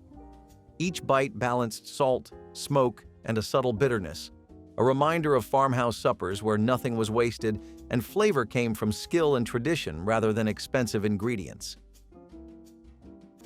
Buttermilk dressing slaw was the bright, tangy salad that anchored Southern tables in the middle of the century. Shredded cabbage, sometimes with carrot or onion, was tossed with a quick dressing of buttermilk, vinegar, sugar, and a touch of mustard. The joy of cooking listed it as a quick mix that required no resting time, no patience, just appetite. It was crisp, creamy, and sharp all at once, balancing heavier dishes with freshness and bite. Served at picnics, barbecues, and Sunday suppers, it was both side and savior, something that tied every plate together. The tang of the buttermilk lingered pleasantly, cooling rich meats and fried foods. Every family had its own secret. More sugar for sweetness, more vinegar for bite, but the feeling stayed the same. It was food meant for laughter, outdoor tables, and full hearts. Buttermilk dressing slaw may have been made fast, but its taste stayed long after the plates were cleared. Hot buttered toast with cinnamon sugar was the unofficial breakfast of rushed mornings and picky eaters. No one had time to cook a full spread every day, and this sweet little trick turned plain white bread into something magical in under 5 minutes. You would toast a slice or two, spread on real butter while it was still hot, and then sprinkle a mix of cinnamon and sugar right on top. The butter would melt down, the cinnamon would sink in, and suddenly you had a breakfast that felt cozy and a little indulgent. No mess, no complaints, and no leftovers. This was one of those treats that kids never got tired of, and let's be honest, neither did adults. Some families even kept a shaker of cinnamon sugar pre-mixed and ready to go. You would find it next to the salt and pepper, like it belonged there. For all its simplicity, this toast had charm. It was quick, warm, and had a way of making even a gloomy morning a little brighter. Canned peach and cottage cheese plates were a favorite of hot afternoons and light appetites. You took canned peach halves, sweet, syrupy, and already soft, and placed a scoop of cottage cheese in the center where the pit used to be. That was it. Some people added a sprig of mint or a dash of paprika on top for flair, but the basic version needed no embellishment. This dish was chilled, fast, and surprisingly balanced. The fruit gave you sugar and brightness. The cottage cheese gave you protein and creaminess. And together, they made a 10-minute meal that looked more elegant than it had any right to. These plates were common at luncheons and supper clubs, but also at everyday tables across the country. It was a way to use preserved fruit that felt fresh, and it worked especially well when kitchens were too hot to cook. In an era when people were just starting to understand the value of lighter meals and balanced diets, dishes like this led the way. And all it took was a can opener and a spoon. Cheese soufflé omelet was French in name, but American in rhythm. Fast, clever, and quietly impressive. Eggs were beaten until pale and airy, folded with shredded cheese, and poured into a hot skillet where they puffed up like a miracle. In less than 10 minutes, it rose high, golden on top, creamy at the center. The joy of cooking called it a dish for last-minute inspiration, and that it was a breakfast that felt elegant enough for guests, yet simple enough for any weekday morning. The trick was timing, a quick hand, a steady heat, and confidence that it would rise just right. When served, the omelet deflated slightly, settling into a soft cloud of richness that tasted like patience rewarded. It did not need garnish or sauce, just salt, pepper, and pride. Every bite was a balance of air and substance, lightness and care. In a decade chasing efficiency, this dish reminded cooks that speed could still hold beauty. The cheese soufflé omelet was proof that elegance could live in 10 quiet minutes. Minute steak with onion gravy delivered the taste of a slow Sunday supper in a fraction of the time. Ultra-thin beef steaks hit a hot skillet and browned within moments, releasing a rich aroma as they seared. After the meat was set aside, sliced onions cooked in the drippings until they softened and turned sweet. Then a splash of beef broth and a dusting of flour transformed the pan juices into a smooth, savory gravy. The steaks returned to the pan for a brief simmer, soaking up the onion-infused sauce. Served with buttered toast or a mound of mashed potatoes, the dish tasted like comfort that had taken all afternoon, even though it was ready in less than 20 minutes. Families appreciated its hearty flavor and quick cleanup, while the fragrant gravy made the kitchen smell welcoming and warm. Each forkful combined tender beef and silky onions, a reminder that a satisfying meal does not require hours of preparation when technique and simple ingredients come together perfectly. Canned chili over saltines was the kind of quick meal that got dinner on the table fast with hardly any effort, especially when the cupboards were running bare. You opened a can of chili, heated it on the stove, and spooned it over a pile of saltine crackers. That was all there was to it. It might sound plain now, but back when budgets were tight and groceries were stretched thin, this quick, salty, filling meal showed up on plenty of kitchen tables. The saltines soaked up the chili, adding crunch and making a small amount of food go a whole lot farther. Some folks dressed it up with shredded cheese or onions if they had them, but most kept it simple and practical. You would find this recipe clipped from old magazines, scribbled in community cookbooks, or passed along by word of mouth from one busy family to the next. It was never about being fancy. It was about keeping everyone full with what little you had. Today, it is one of those forgotten meals. But for plenty of homes back then, canned chili over saltines made dinner happen fast.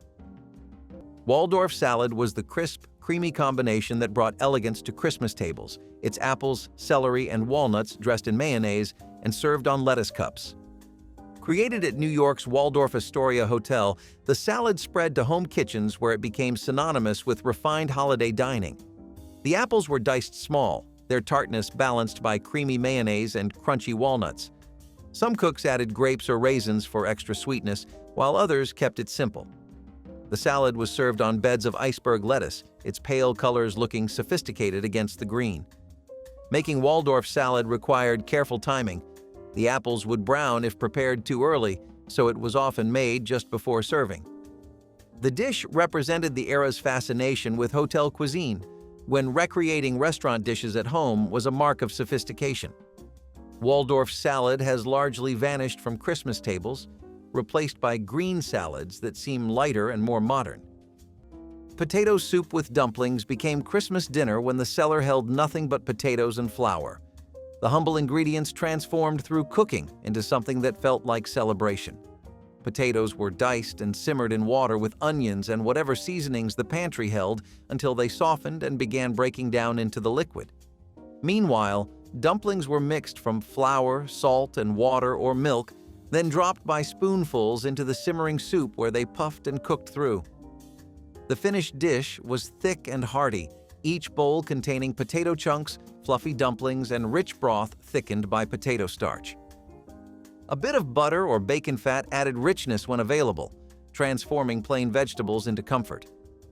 Potato soup with dumplings represented the determination to make Christmas dinner from whatever was on hand, refusing to let poverty steal the holiday spirit from families who deserved celebration. Pfeffernüsse were the spiced German cookies that appeared in Christmas tins across America, tiny rounds coated in powdered sugar that packed intense flavor into each bite.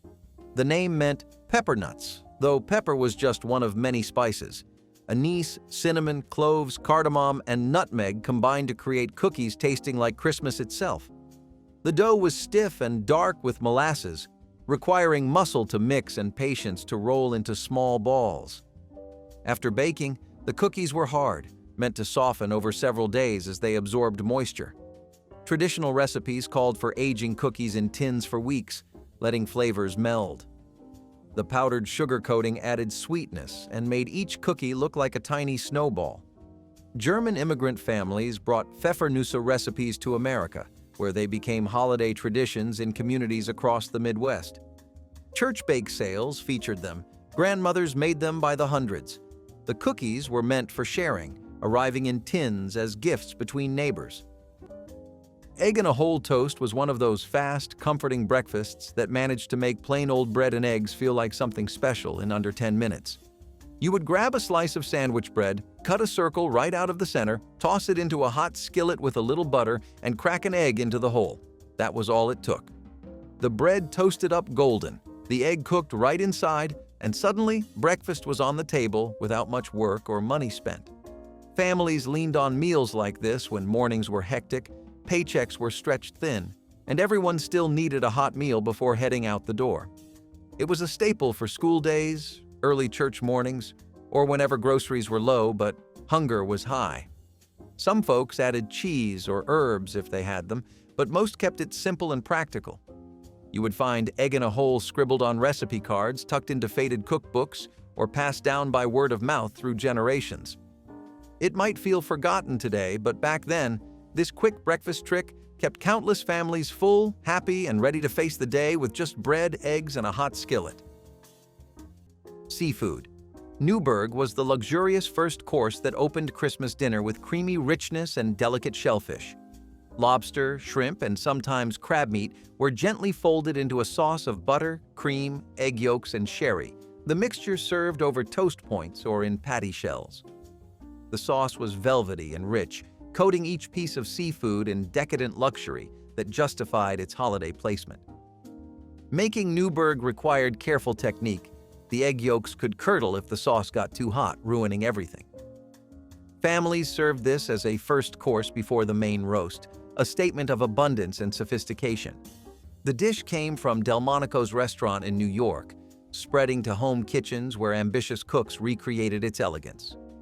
Seafood Newburg represented the era's formal dining culture, when Christmas dinner was multiple courses served with ceremony. It has largely vanished, replaced by simpler appetizers that don't require last-minute sauce making. Oxtail stew simmered for hours on Christmas Eve, transforming the cheapest cuts from the butcher into rich, gelatinous luxury that rivaled any expensive roast. Butchers practically gave away oxtails, considering them scraps fit only for those who couldn't afford better. But patient cooks knew the secret. Those bony sections contained collagen that melted into silky richness when braised low and slow. The tails were browned in batches, then returned to heavy pots with onions, carrots, turnips, and whatever root vegetables the cellar still held. Hours of gentle simmering transformed tough meat into fork-tender strands, surrounded by gravy thick enough to coat a spoon. The marrow melted into the liquid, adding depth that no other cut could provide. Families gathered around steaming bowls, using bread to capture every drop. Oxtail stew represented the wisdom of slow cooking, the understanding that time and heat could elevate even the humblest ingredients. Figgy pudding was the Christmas dessert made famous by carols, though few singers knew what they were demanding when they refused to leave until they got some. This steamed pudding was dense with dried figs, breadcrumbs, sweet and spices, cooked in cloth-wrapped molds for hours until dark and fragrant. The figs provided sweetness and moisture that kept the pudding tender, while sweet gave richness that butter couldn't match. Brandy was usually added both to the batter and poured over before serving. Like plum pudding, figgy pudding was often set aflame at the table, blue flames dancing across its surface before being extinguished. Families made it weeks ahead, storing the wrapped pudding in cool cellars while flavors developed and deepened. The tradition connected American tables to English ancestors who had sung the same carols and demanded the same pudding for centuries, carrying beloved holiday customs across the Atlantic.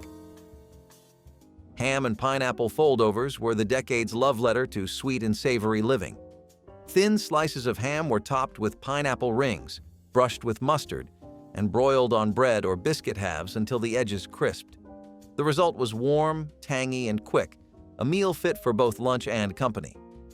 The Joy of Cooking listed it as a 10-minute sandwich, perfect for unexpected guests or late-night suppers. It was food that wore a smile, bright, colorful, unapologetically mid-century. The pineapple's sweetness met the salty ham in perfect balance, every bite delivering nostalgia in flavor form. These sandwiches sat proudly on holiday tables and weekday trays alike, their simplicity making them timeless. A sprinkle of grated cheese on top made them even better, melting into golden bubbles.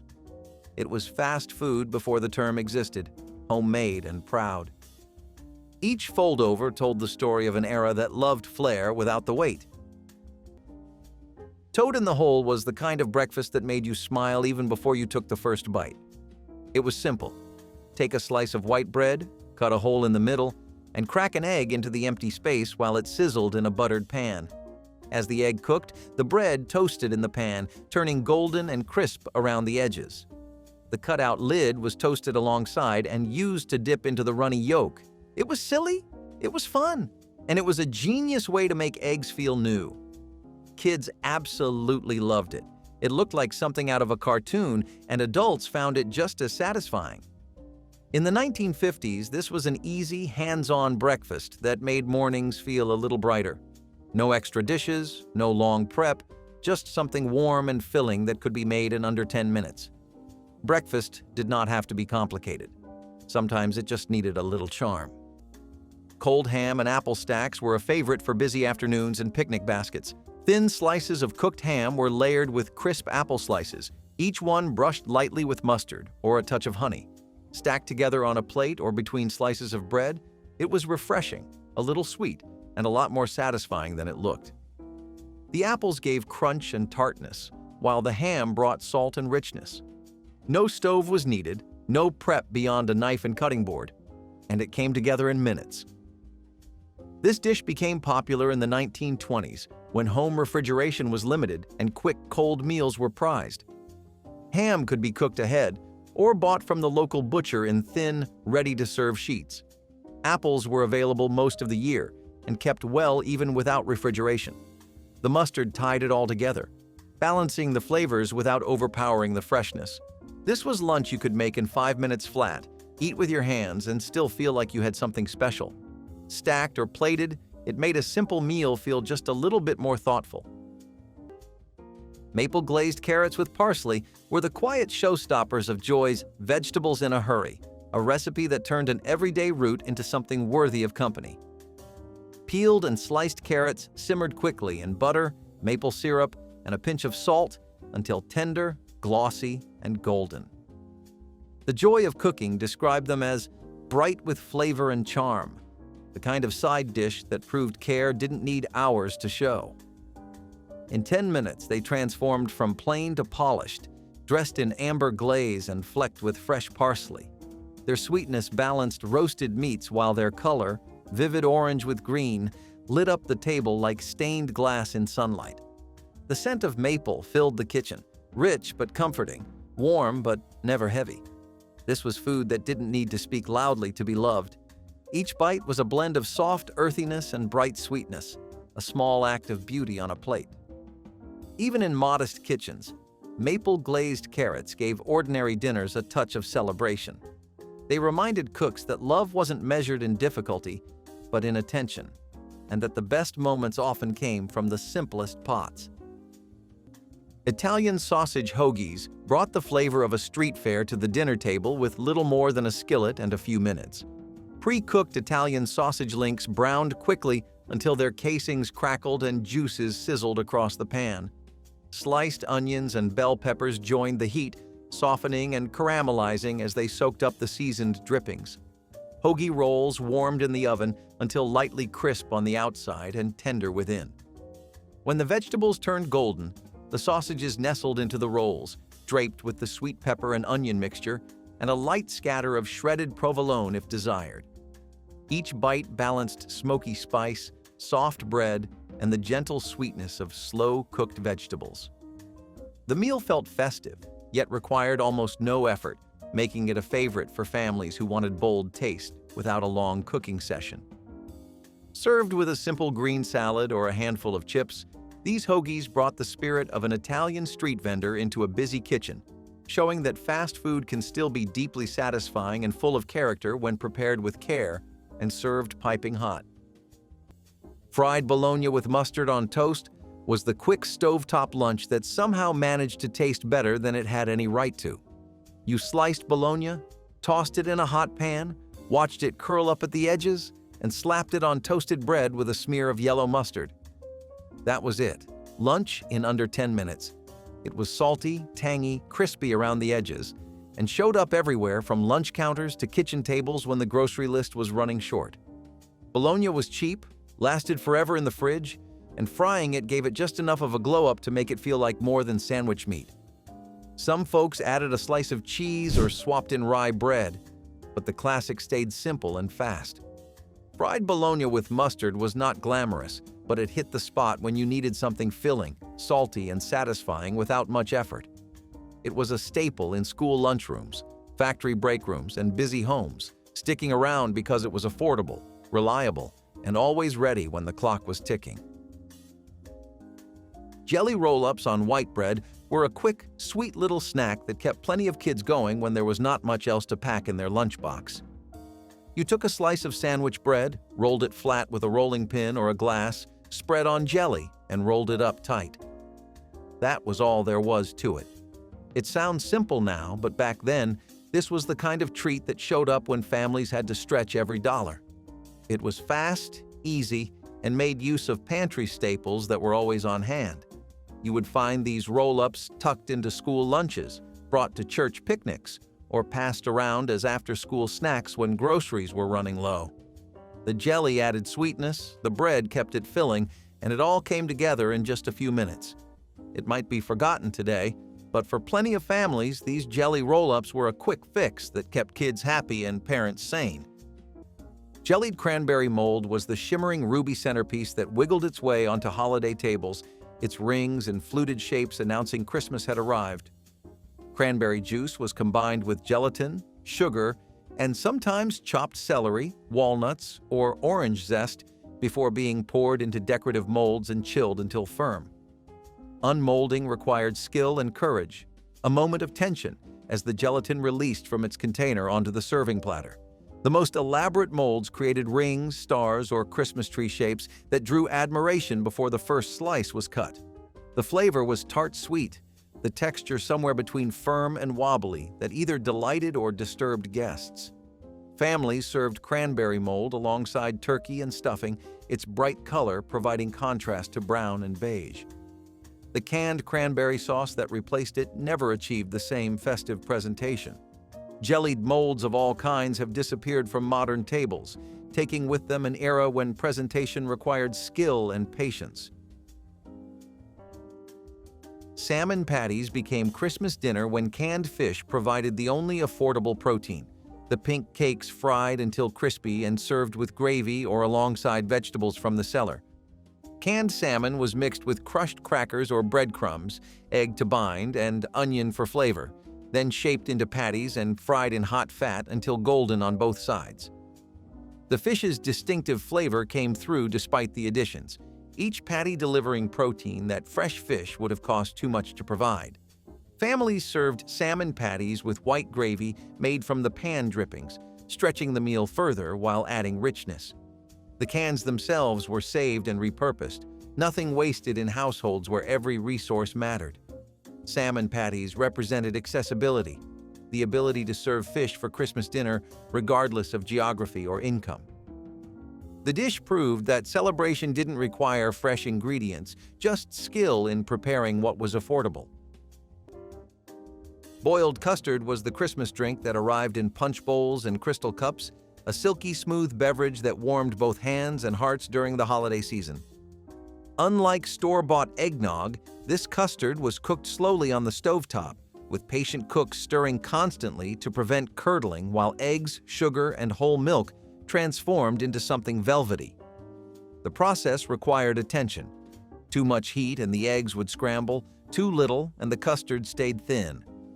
Grandmothers knew exactly when to remove the pot from the heat, that moment when the mixture coated a wooden spoon and held its shape. Vanilla and nutmeg were added at the end, filling kitchens with the scent of the season. The custard was served cold in small cups, sometimes with bourbon for adults. Children waited eagerly for their share, knowing boiled custard meant Christmas had truly arrived. Families made gallons, sharing with neighbors and bringing it to church gatherings where it disappeared within minutes. Mock turkey was the centerpiece of Christmas tables where real birds were impossible luxuries. A loaf of seasoned bread and vegetables shaped and roasted to resemble the turkey families couldn't afford. The preparation began days ahead, stale bread saved and crumbled, mixed with sautéed onions, celery, sage, and whatever drippings could be scraped from previous meals. The mixture was packed into a mound, shaped to suggest a bird's body, sometimes with carved extensions mimicking drumsticks. Basted with butter or bacon grease, the loaf roasted until golden brown, its surface crackling and aromatic. Served on the best platter with gravy pooled around its base, mock turkey allowed families to participate in the ritual of carving at the table. Children who never knew the difference grew up believing this was how Christmas dinner looked. The dish represented dignity despite poverty, the determination to celebrate properly even when circumstances demanded creativity. Grape jelly meatball skillet might sound like a strange mix now, but back then, it was one of those quirky, sweet, and savory meals that showed up fast and stretched what little meat you had. You browned some mini meatballs in a skillet, poured in grape jelly and a splash of mustard, and let it all bubble together. In 10 minutes flat, dinner was ready. It was sweet, tangy, salty, and surprisingly filling. Families leaned on recipes like this because they turned a small amount of ground beef into a meal that felt bigger than it was. You could find this in old church cookbooks, clipped from women's magazines, or scribbled onto recipe cards tucked in drawers. It was not about fancy ingredients. It was about getting something warm, satisfying, and a little fun onto the table, fast. Today it feels forgotten, but back then, this sweet skillet meal kept homes running during the toughest weeks. Curried deviled ham spread was the bold cousin of the ordinary sandwich filler. The joy of cooking tucked it under quick luncheons, where a handful of ingredients could transform into something unforgettable. Minced ham mixed with mustard, mayonnaise, and a touch of curry powder created a spread both spicy and savory. In 5 minutes, a leftover slice became lunch worth savoring. Served on rye or between saltines, it was a snack that tasted daring for its time. The curry added warmth, while the ham brought comfort, a combination that felt both familiar and new. It was the taste of post-war kitchens discovering spice and possibility. People made it for picnics, teas, or to fill celery sticks for hors d'oeuvres. It was proof that even fast food could be fearless. Texas chili dog plate made a hearty, messy dinner that satisfied every craving after a long workday. Hot dogs sizzled in a skillet while a can of chili warmed on the stove with a spoonful of cumin and smoked paprika to deepen the flavor. Soft buns were split and toasted lightly, ready to hold the hot dogs as soon as they browned. The steaming chili was spooned generously over each dog, followed by shredded cheddar and a scatter of diced onions for bite. The smell of spice and smoke filled the kitchen, drawing everyone to the table before the last dog was dressed. Each plate was a cheerful mess, requiring extra napkins and rewarding every bite with a mix of textures and flavors. It was inexpensive, quick and filling, perfect for nights when there was little time but big appetites. The combination of tender bun, juicy sausage, and rich chili sauce made this simple dish a lasting favorite in households that valued both speed and flavor. Egg lemon soup, or avgolemono, was fast, filling, and smooth. Greek immigrants brought the recipe with them, and it quickly spread to American kitchens. You just needed broth, a beaten egg, lemon juice, and something starchy like rice or orzo. The trick was slowly stirring in the egg so the heat thickened the soup without scrambling it. The result was creamy without cream, brightened by lemon, and warm enough to soothe anything. Greek-American families swore by it. By the 1920s, it showed up in cookbooks as lemon egg soup or quick Greek broth. Light but hearty, it matched the era's need for meals that felt comforting but cost little. If the broth was hot and the egg ready, you could have it on the table in 10 minutes. It was quiet, soft, and somehow still bold. Cold rice with milk and sugar was the breakfast that proved leftovers could be magic. Last night's rice, usually white and a little dry, was revived in the morning with a pour of cold milk and a spoonful of sugar stirred together into something soft and soothing. In homes where waste was not an option, this dish was a small victory. Some mornings you had fruit, maybe a few raisins or chopped dates. Other times it was just plain rice, gently sweetened and chilled like a soft cereal. Some folks added a dash of cinnamon or nutmeg, others kept it simple and let the rice speak for itself. It was especially popular in summertime when hot food felt like too much and cold breakfasts were easier to handle. No one bragged about it, and you would not find it in cookbooks, but it stayed in rotation because it worked. You did not serve it to guests. You did not need a recipe. It was just one of those dishes that showed up when the cupboard was bare and still managed to feel complete. That kind of quiet utility made it a breakfast worth remembering. Tom and Jerry was the hot cocktail that warmed Christmas gatherings when cold winds blew outside and families crowded into parlors and kitchens. The drink required its own special batter, a mixture of beaten eggs, sugar, spices, and sometimes rum that could be prepared ahead. When guests arrived, spoonfuls of batter went into special Tom and Jerry cups, followed by shots of brandy and rum, then hot milk to fill the cup. The drink was stirred quickly and topped with fresh nutmeg grated over the foam. Each sip delivered warmth, sweetness, and enough spirits to loosen conversation and laughter. Families owned dedicated Tom and Jerry bowl sets, often received as wedding gifts, that appeared only at Christmas. The ritual of making drinks became part of the celebration, with someone stationed at the bowl throughout the evening to serve arriving guests.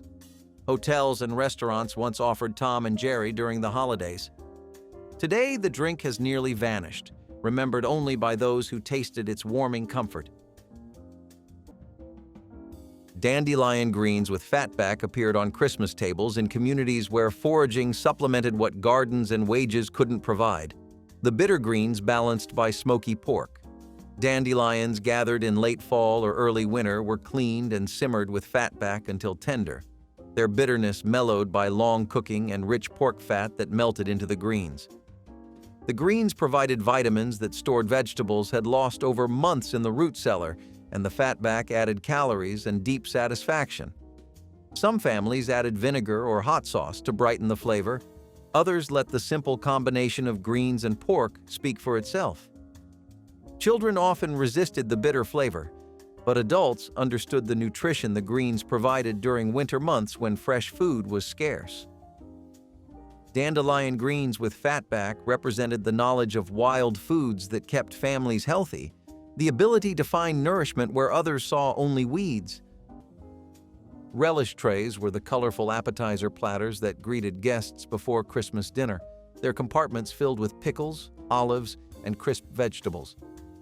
Cut glass divided dishes held sweet gherkins, stuffed green olives, black olives, celery sticks, carrot curls, and radish roses carved by patient hands.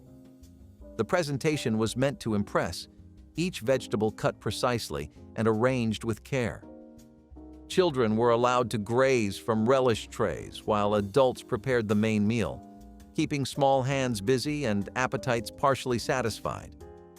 Making radish roses and celery curls required technique, the vegetables soaked in ice water until they bloomed into decorative shapes. Some families added pickled beets, watermelon rind pickles, or homemade bread and butter pickles to their trays. The relish tray represented the era's attention to presentation and appetizer courses. It has largely vanished, replaced by simpler vegetable platters that lack the formality and artistry of the original. Cornbread pancakes with applesauce were the sweet, savory shortcut lunch you could pull together when the pantry looked bare, but you still wanted something warm. You grabbed a box of Jiffy cornbread mix, stirred in some water or milk, dropped spoonfuls into a hot skillet, and fried up little golden pancakes. They were crisp around the edges, soft in the center, and ready in minutes. Most folks topped them with a dollop of cold applesauce straight from the jar for that sweet, salty combination everyone quietly loved. It was a weird mix, but it worked, especially when groceries were low and creativity was high. Old-school lunch menus listed these because they were filling, fast, and cheap, making them a favorite for busy parents or frugal school cafeterias. You could dress them up with honey or butter, but the classic stayed simple: cornbread cakes with a scoop of applesauce, ready in 10 minutes flat. It was comfort food that took little effort and brought just enough sweetness to brighten a rough day. Pimento cheese on saltines was a southern staple that turned a few pantry ingredients into a quick, satisfying snack when groceries were running thin. You mixed up pimento cheese, usually some shredded cheddar, mayonnaise, chopped pimentos, and spread it over saltine crackers. That was it. 10 minutes or less, and you had something creamy, salty, and packed with flavor to hold you over until dinner. It might sound simple now, but back then, this little recipe kept homes running when budgets were stretched and time was short. The saltines gave it crunch, the pimento cheese added richness, and together they made a snack that showed up at school lunches, church picnics, or as a quick fix on busy afternoons. You would find this recipe scribbled onto old note cards, tucked in faded cookbooks, or passed down through generations of families who knew how to make the most of what they had.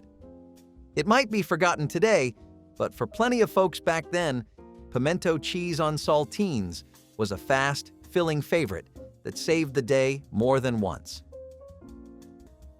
Creamed mushrooms on crackers was the kind of dish that came together faster than guests could arrive, the perfect mix of grace and resourcefulness.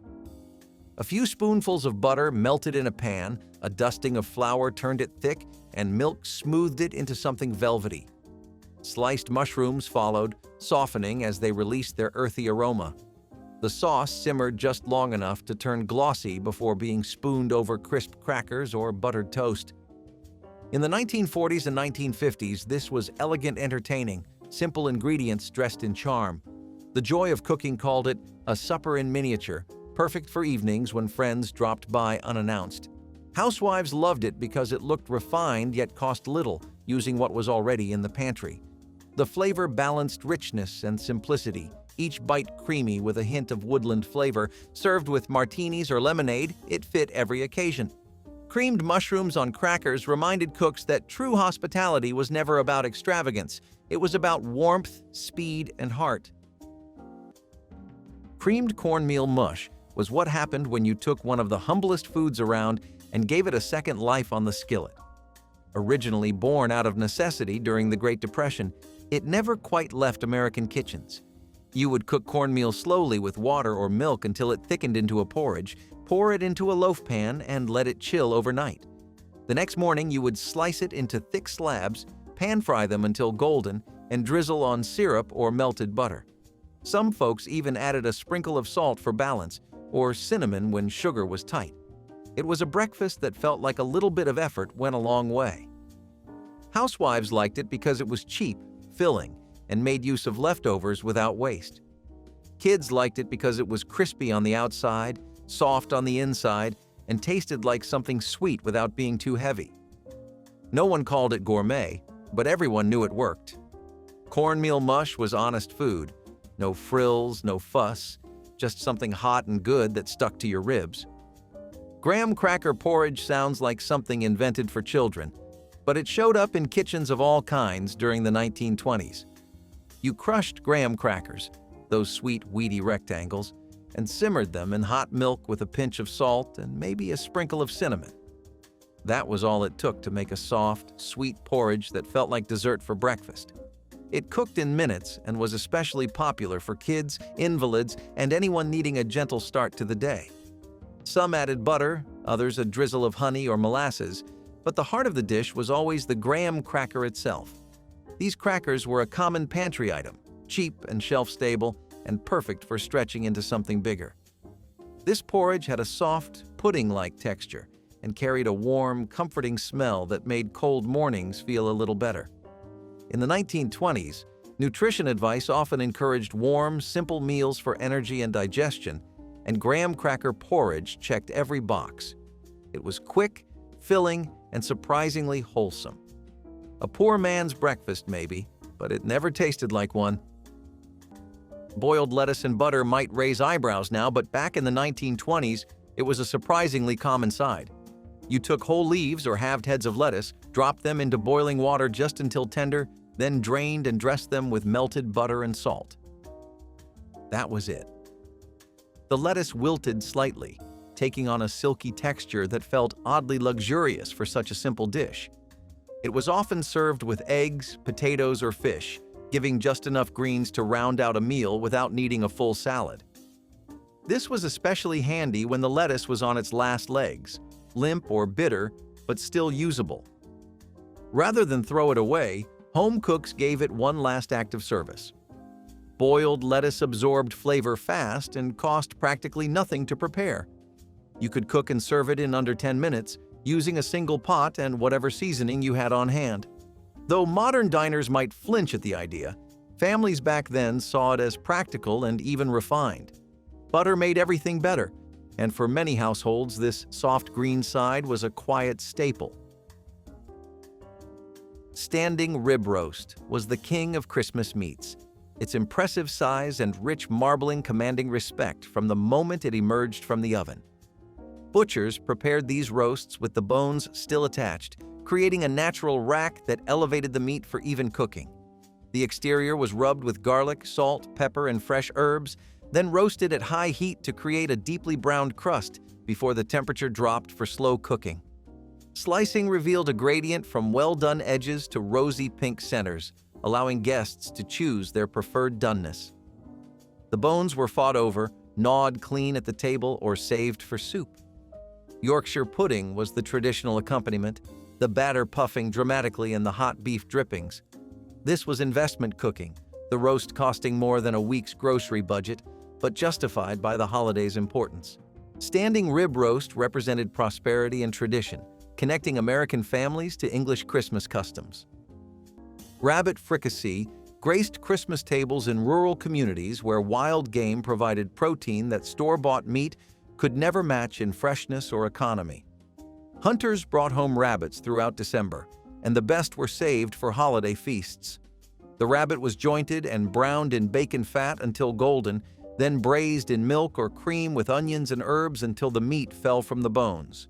The cooking liquid thickened into velvety gravy that coated every piece, served over biscuits or alongside mashed potatoes. Rabbit meat was lean and delicate, its mild flavor absorbing whatever seasonings the cook applied. Families who hunted their Christmas dinner understood the connection between land and table that store-bought food could never provide. Rabbit fricassee represented self-sufficiency, the ability to provide for family through skill rather than cash. The dish tasted of independence and the understanding that nature offered abundance. Sardine toasts were a pantry miracle that turned the humblest can into something truly satisfying. The joy of cooking listed them among the quick meal ideas for when the cupboard looked bare, but dinner still needed dignity. Sardines were mashed with butter, lemon juice, and a little mustard until smooth, then spread generously over crisp toast or crackers. The flavor was bold and briny, the kind that lingered long after the last bite. In the 1940s and 1950s, this was considered smart cooking, high protein, low cost, and full of character. The scent filled the kitchen instantly, sea and spice together, reminding people that frugality could still taste like indulgence. Sometimes a sprinkle of paprika or parsley was added for color, but nothing fancy was needed. Each toast was a small victory of thrift and taste, a quick meal that felt worldly even when made from a single can. Breakfast for dinner. Pancake stack with bacon turned a morning favorite into a fun and filling evening meal. Flour, milk, eggs, and a little baking powder whisked together quickly to form a smooth batter that poured onto a sizzling griddle, sending up a sweet, buttery aroma.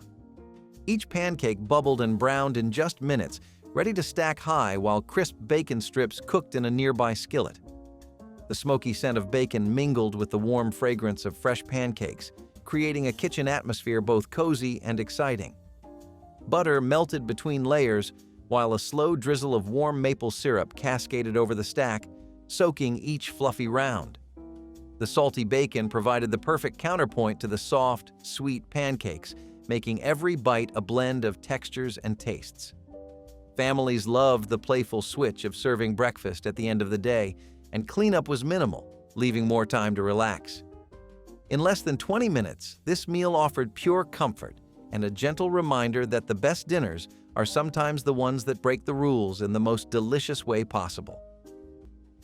Marzipan fruits were the Christmas confections that looked almost too beautiful to eat.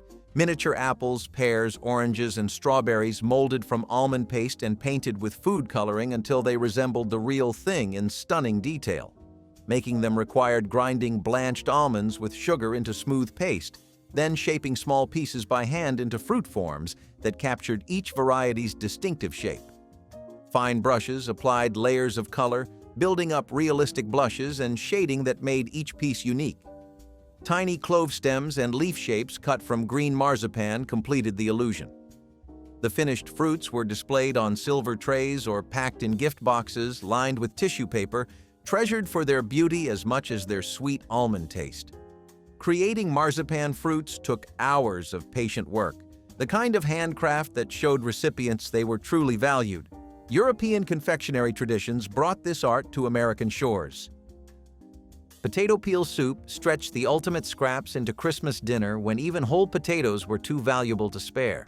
The peels simmered into broth that filled empty stomachs with whatever nourishment could be extracted. After potatoes were peeled for other uses, the skins were saved, washed carefully, and boiled with onions and whatever seasonings the kitchen held. The starch in the peels released during cooking, thickening the liquid into something between broth and gravy that clung to the spoon. Some families added a bit of milk when available, others kept the soup clear and simple. The flavor was subtle, earthy, and comforting despite its humble origins.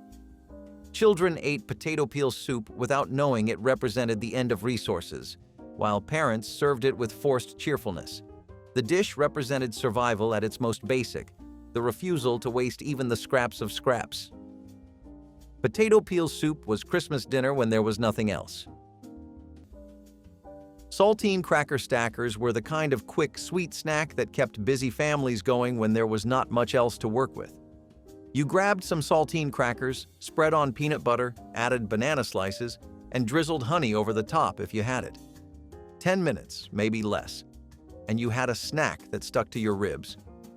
This little recipe was everywhere back then, passed around in school lunchrooms, scribbled into community cookbooks, and tucked away in kitchen drawers for emergencies. It sounds simple now, But in a time when grocery budgets were tight and sweet treats were a luxury, saltine cracker stackers filled the gap. They gave kids energy, kept parents sane, and showed just how creative families could be with a box of crackers and a few pantry staples. It might seem forgotten today, but for plenty of households back then, this quick little snack was a lifesaver. Baked ham with pineapple rings and maraschino cherries was the iconic centerpiece that defined American Christmas through the 1960s and 70s. The ham, usually a bone-in shank or butt portion, was scored in diamond patterns, each intersection studded with a whole clove that released fragrance as it baked. Canned pineapple rings were arranged across the surface and secured with toothpicks, a bright red cherry placed in each ring's center. Brown sugar and mustard glaze was brushed over everything, caramelizing into sticky sweetness that dripped down the sides. The presentation was unmistakably festive, the ham gleaming amber and gold under dining room lights. Slicing revealed pink meat with that distinctive ham flavor that paired perfectly with sweet glaze. Families served this alongside scalloped potatoes, green bean casserole, and dinner rolls. The pineapple cherry ham has become a punchline today, dismissed as kitschy, but for millions it represented Christmas abundance and maternal love. Sloppy Joe skillet brought a sweet tang to busy weeknights when there was barely time to sit, let alone cook. Ground beef hit the hot skillet first, sizzling as it browned while the cook stirred in chopped onions and a quick sauce of tomato paste, vinegar, brown sugar, and a shake of paprika. Within minutes, the mixture thickened into a rich, saucy filling that perfumed the kitchen with a scent both savory and slightly sweet. Soft sandwich rolls were split and warmed while the beef bubbled, ready to soak up every drop. The sloppy name came alive the moment the mixture met the bread, spilling deliciously over the sides and begging for napkins. Families loved how it stretched a small amount of meat across several sandwiches, and children delighted in the messy fun of every bite. Fast, filling, and friendly to any budget, the Sloppy Joe skillet earned its place as a dependable working man's dinner that felt like a small party at the table. Applesauce spice cake in a skillet was the taste of comfort baked fast enough to keep up with a post-war kitchen. Housewives mixed it right in the pan: flour, sugar, applesauce, cinnamon, and a spoon of shortening. No separate bowl needed. No fuss to clean. In 10 minutes, it filled the air with the scent of spice and home. The batter rose into a tender golden cake that stayed moist from the applesauce itself, a trick every busy cook knew by heart. It was a recipe for a family that worked hard, loved deeply, and had little time to spare.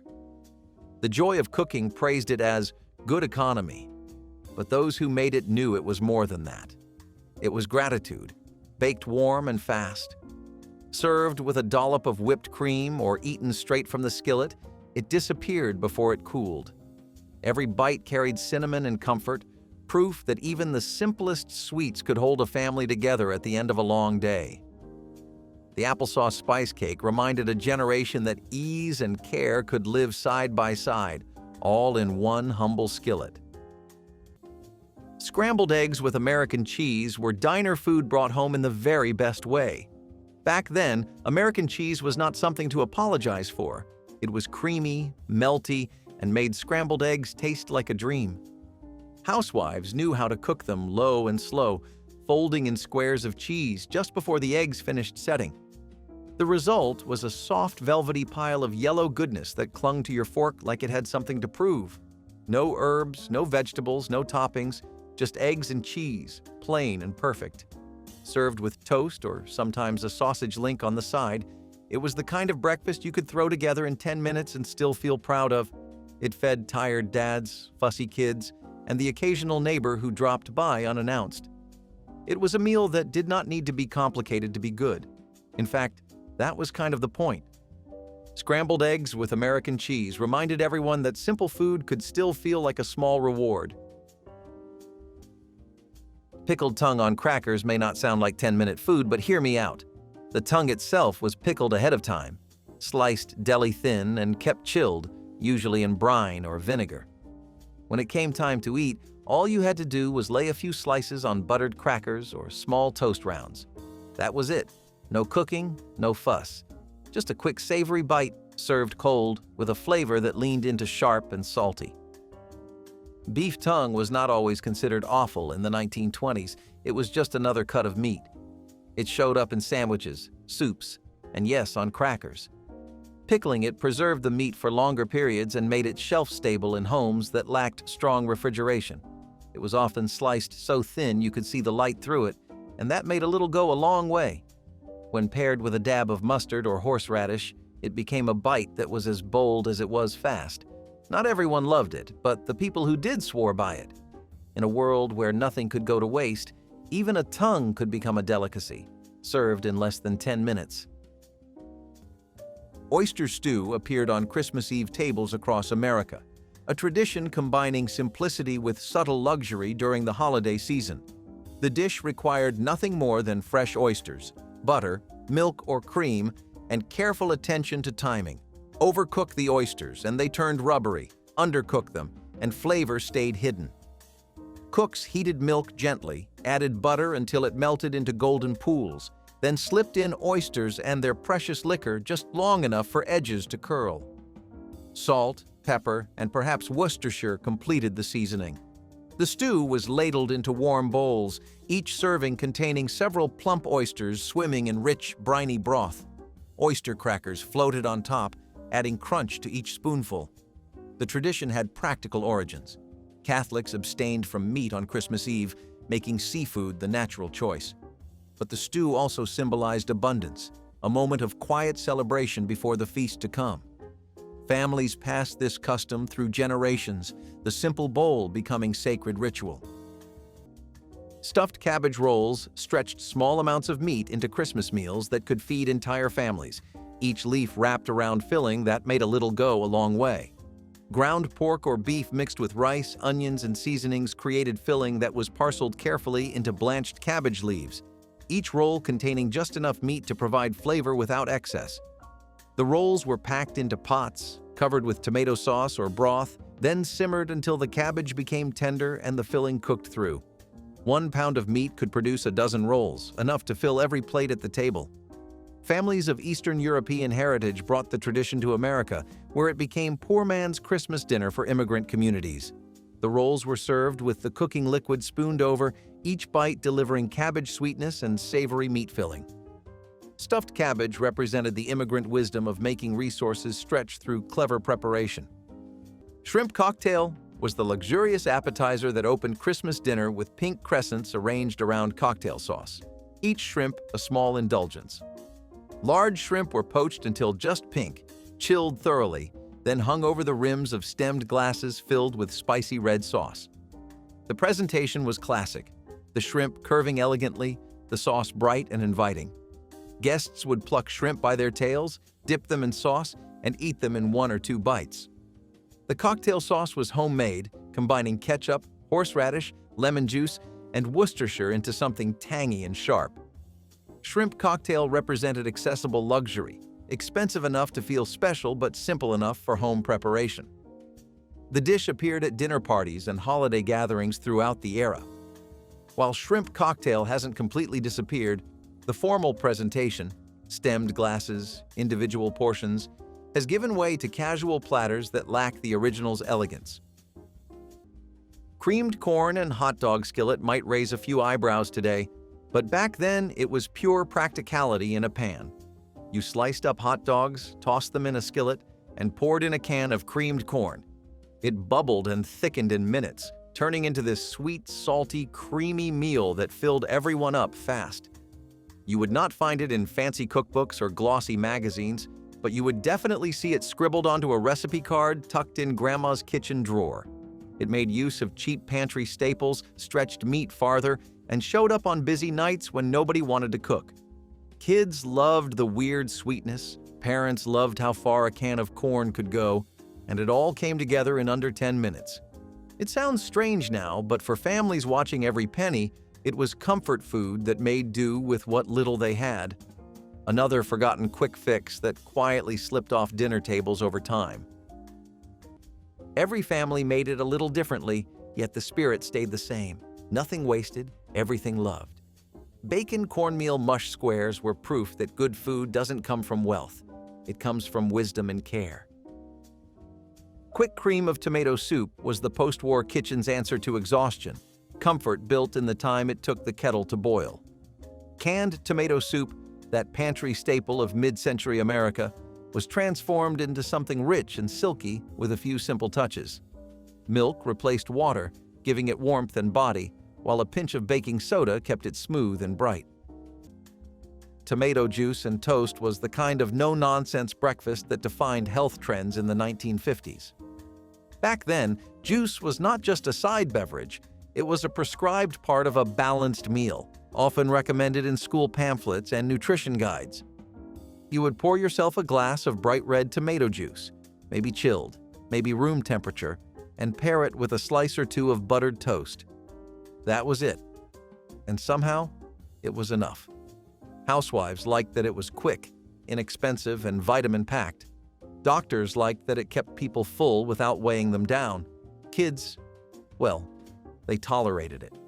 But there was something oddly satisfying about the saltiness of the juice and the crunch of warm bread. It was clean, simple, and comforting in a way that only post-war optimism could make possible. Not everyone remembers this combo fondly, but it had staying power for a reason. Sometimes breakfast was not about indulgence, sometimes it was just about starting the day off right, with something honest. Creamed sardines on toast were the working man's comfort food, no doubt about it. You took canned sardines, packed in oil or water, mashed them lightly, and stirred them into a quick white sauce of butter, flour, and milk. The sauce softened the strong flavor and made the fish feel richer than it actually was. Then you ladled the warm mixture over toast, maybe sprinkled on some pepper or parsley if you had it, and called it a meal. It was salty, creamy, and full of protein, exactly what families needed when meat was hard to come by. Sardines were cheap and nutritious, and they had the benefit of being shelf-stable in a time when fresh fish was a luxury for coastal towns only. Rural families stocked up on them, and this was one of the fastest ways to turn a humble can into something hearty. If you were lucky, you would get a slice of tomato or onion on the side. But even without extras, creamed sardines hit the spot, and they were on the table in under 10 minutes, which made them one of the most dependable dishes of the time. Ribbon candy was the Christmas confection that looked like frozen rainbows, thin sheets of pulled sugar folded into accordion pleats and colored in stripes of red, green, white, and gold. Making it required candy thermometers, marble slabs, and the courage to work with molten sugar hot enough to cause serious burns. Professional candy makers pulled and stretched the sugar while it was still pliable, adding colors and folding the sheets before the mixture hardened. The finished ribbons were impossibly delicate, shattering if handled roughly, and dissolving on the tongue into pure sweetness. Families displayed ribbon candy in crystal dishes, where it caught light and sparkled like decorations. Children were warned to look but not touch until Christmas Day, when the candy bowl became fair game. Each piece was unique, the folds and colors varying based on the candy maker's skill. Ribbon candy was pure celebration, too fragile and impractical for anything except special occasions when beauty mattered as much as taste. During the 1920s, canned tomatoes were affordable and widely available, even in rural towns. Bread was a constant in most homes, and this recipe gave stale slices new life. Some families added herbs or garlic for flavor, but even plain, it was deeply satisfying. It was often served as a quick lunch or light dinner on cold days. No frills, no waste. Just a hot meal from 2 cans and a skillet, with enough flavor to make you forget how simple it really was. Eggnog without alcohol was a quick way to make something feel like a celebration, even when there was not much to celebrate. You cracked a fresh egg into a bowl, beat it with milk, sugar, and a dash of nutmeg, then served it cold in a glass with maybe a sprinkle of cinnamon on top. No booze, no fuss. Just a rich, frothy drink that tasted like the holidays even in the middle of July. It was sweet, thick, and surprisingly filling, used as both a treat and a light meal. In the 1920s, fresh eggs and milk were still staples in most homes, especially in rural areas. Sugar was more precious but used sparingly here, making this drink both indulgent and economical. Kids loved it. Adults appreciated the comfort it brought without needing anything off the shelf. It could be whipped up in under 5 minutes, no heat required. And whether it was sipped slowly or gulped down, it left you feeling full, cozy, and cared for. Sometimes, a cold glass of eggnog was just the thing to remind you the world still had a little sweetness left. Cornmeal griddle cakes were one of those no-fuss breakfasts that got the job done with nothing but grit, literally. In the post-war years, cornmeal was everywhere. It was affordable, dependable, and endlessly adaptable. Housewives used it as a stand-in for flour when money was tight, and these griddle cakes were one of the best ways to make a warm, filling breakfast without using up all your eggs or milk. Just a little cornmeal, water or milk, maybe an egg if you had one to spare, and you had a skillet-ready batter in minutes. The texture was slightly crisp around the edges, with a hearty middle that soaked up butter or syrup like it was born to. You might get applesauce on the side if it was fruit season, or just a smear of jam if sugar rations had eased up. Cornmeal griddle cakes reminded folks of simpler times, back when breakfast was cooked by hand and served with love, even if it came from a pan that was older than you were. It might not have looked like much, but it kept people full and it tasted like home. Sometimes that was more than enough. The joy of cooking recommended a pat of butter at the end, letting it melt into a glossy swirl of richness. Served alongside crackers or a grilled cheese sandwich, it became more than a meal. It was reassurance, a daily ritual of warmth after long hours at work or school. The smell was both humble and nostalgic, the color a cheerful promise in a gray world. It was food for all ages, timeless in its quiet comfort. Quick cream of tomato soup reminded every cook that sometimes the smallest acts, a stir, a pour, a pause, can bring peace to the table. Salisbury steak patties with gravy mix offered a hearty plate in minutes, transforming ground beef into something that tasted like a slow Sunday supper. Lean beef was seasoned with onion powder, garlic, and a splash of Worcestershire, then shaped into oval patties and seared in a skillet until crisp on the outside and juicy inside. While the meat browned, a packet of instant brown gravy whisked together with water created a smooth sauce in a separate pan. Once the patties were done, they were nestled into the bubbling gravy for a final simmer that coated them in rich flavor. Served over mashed potatoes or buttered toast, the meal felt far more elaborate than the clock revealed. Working parents loved the speed and the hearty comfort, while children scooped up every drop of gravy with the last crust of bread. It was a dinner that turned a simple pound of beef into something warm, filling, and memorable, the kind of dish that proves convenience and care can live on the same plate. Cream cheese and olive sandwiches were once the fancy tea lunch that quietly slipped onto regular kitchen tables when people needed something fast. You whipped cream cheese until fluffy, stirred in chopped green olives, and spread the whole mix onto rye or white bread. It sounds strange now, but back then, this salty, creamy combo was considered upscale, especially if you cut the crusts off. It showed up at luncheons, garden parties, and even school lunches when moms wanted to make something that looked like they tried. Old cookbooks listed it under easy entertaining, but most folks made it because it came together in 5 minutes and filled you up without cooking a thing. Some people swapped in pimento olives or added sliced cucumbers, but the classic version stayed simple, creamy, salty, and fast. It may not win over modern taste buds, but for families watching the clock and the grocery bill, these little sandwiches were a retro shortcut that stuck around when time was tight. Let's dig into 30 Christmas dinners from those decades that have completely disappeared. Crown roast of pork was the showstopper centerpiece that announced a family's prosperity and a mother's skill the moment guests entered the dining room. Butchers would French the rib bones and curve them into a majestic crown shape, each bone tip adorned with a paper frill that made the roast look almost too elegant to eat. The center was filled with savory stuffing, often bread-based with apples, onions, and sage, that cooked inside the meat, absorbing all those rich pork juices. Families ordered these roasts weeks in advance from local butchers who knew exactly how to prepare them. The presentation was theatrical. carried to the table on the best silver platter while everyone gasped and applauded. Carving required precision, with the host carefully separating each chop while keeping the crown intact as long as possible. The meat was succulent, the stuffing rich, and the experience unforgettable. Crown roast represented an era when Christmas dinner was performance as much as meal, when presentation mattered deeply.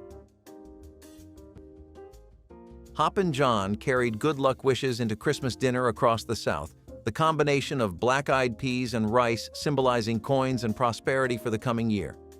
The dish cost almost nothing to prepare. Dried peas soaked overnight, rice bought in bulk, and whatever pork scraps the kitchen held. A ham hock or piece of fatback simmered with the peas, infusing them with smoky richness while the rice cooked separately. The two were combined on plates, the peas spooned over fluffy rice and topped with cooking liquid that had become thick and flavorful. Families ate Hoppin' John believing it would bring fortune, the superstition adding meaning to a meal that poverty might otherwise have made shameful. Children were taught to eat every pea on their plate to ensure the luck would stick. Hoppin' John represented hope dressed as dinner, the belief that better times lay ahead even when the present offered only beans and rice. Suet pudding was the heavy, warming dessert that sustained families through cold Christmas seasons, a steamed cake made with beef suet that provided richness no butter could match. The suet was grated fine and mixed with flour, breadcrumbs, sugar, dried fruits, and spices, then packed into molds and steamed for hours until dense and fragrant. The fat melted during cooking, creating pockets of moisture throughout the pudding that kept it tender for days. Unlike modern desserts that aimed for lightness, suet pudding was meant to stick to ribs and provide warmth during the coldest months. Families served it with hard sauce, custard, or simply a drizzle of cream. The tradition came from England, where suet puddings had fed working families for centuries. American cooks continued making them through the early 20th century before vegetable shortenings replaced animal fats in most kitchens. Those who remember suet pudding recall its unique texture and satisfying heaviness that no modern dessert replicates. Cracker Stack lunches were the shortcut every lunchbox kid quietly loved, and every parent threw together when time was short. You took Ritz crackers, layered slices of American cheese between them, and tossed in some apple slices on the side. It was simple, salty, and filled you up without needing to cook a thing. Old lunchbox guides always had this one listed because it hit that sweet spot between easy, affordable, and kid-friendly. Some folks swapped in peanut butter or ham, but the classic cheese and cracker combo stuck around the longest. It was not gourmet, but it got the job done. Quick, portable, and ready before the bus pulled up. It sounds basic now, but for families juggling busy mornings and tight grocery budgets, Cracker Stacks were a reliable lunch that needed zero effort to pull off. Beef Wellington was the ultimate expression of holiday extravagance, wrapping prime beef tenderloin in mushroom duxelles and flaky puff pastry. The preparation took hours, searing the beef, cooking down finely chopped mushrooms until they were practically dry, wrapping everything in pastry and chilling until firm. Timing the bake was crucial. The pastry needed to turn golden while the beef inside stayed perfectly pink. Slicing revealed beautiful cross-sections of meat encased in mushroom and pastry that made guests audibly gasp. This was company food, reserved for Christmas Eve dinners when important guests were coming or when families wanted to prove their sophistication. The dish required expensive ingredients and considerable skill, making it a status symbol as much as a meal. Beef Wellington represented the aspirational cooking of the era, when home cooks attempted restaurant-quality dishes to impress. It has largely vanished from home kitchens, relegated to expensive steakhouses where few experience its former glory. Chitterlings simmered for hours on Christmas Eve in homes where every part of the hog found purpose, the intestines cleaned and cooked until tender enough to eat. The preparation was labor-intensive. The chitlins required thorough cleaning and multiple rinses before they could be boiled with onions, vinegar, and seasonings. The smell was distinctive and polarizing, announcing to the neighborhood that a family was preparing traditional soul food. After hours of cooking, the chitlins became tender and flavorful, served with hot sauce and accompanied by cornbread and greens. Families who grew up eating chitterlings considered them a delicacy, while others couldn't get past the idea of eating intestines. The dish represented African American culinary tradition, the transformation of discarded parts into cherished holiday food. Chitterlings connected generations through taste and memory, each batch carrying forward the knowledge of ancestors who had survived on such humble fare. Sugar plums were the Christmas confection that inspired visions in children's dreams, though few modern people know what they actually were. These weren't plums at all, but small round candies made by coating nuts or seeds in layer after layer of hard sugar syrup, a process taking days of patient work. The center might be an almond, caraway seed, or cardamom pod, surrounded by a hard candy shell that cracked between teeth to reveal the aromatic core. Making sugar plums required a special pan that rocked candies gently while syrup was drizzled over them, building up coats gradually. Each layer had to dry before the next was added. The finished candies were stored in tins and brought out only at Christmas, their jewel-like appearance making them decorative and delicious. The tradition dated back centuries to when sugar itself was precious. Sugar plums represented patience and willingness to spend days creating something fleeting and beautiful. Banana fritters dusted with powdered sugar were a breakfast treat that made even an ordinary Tuesday morning feel like a celebration. Bananas were one of the few fruits you could count on to be affordable, especially as trade routes opened back up after the war.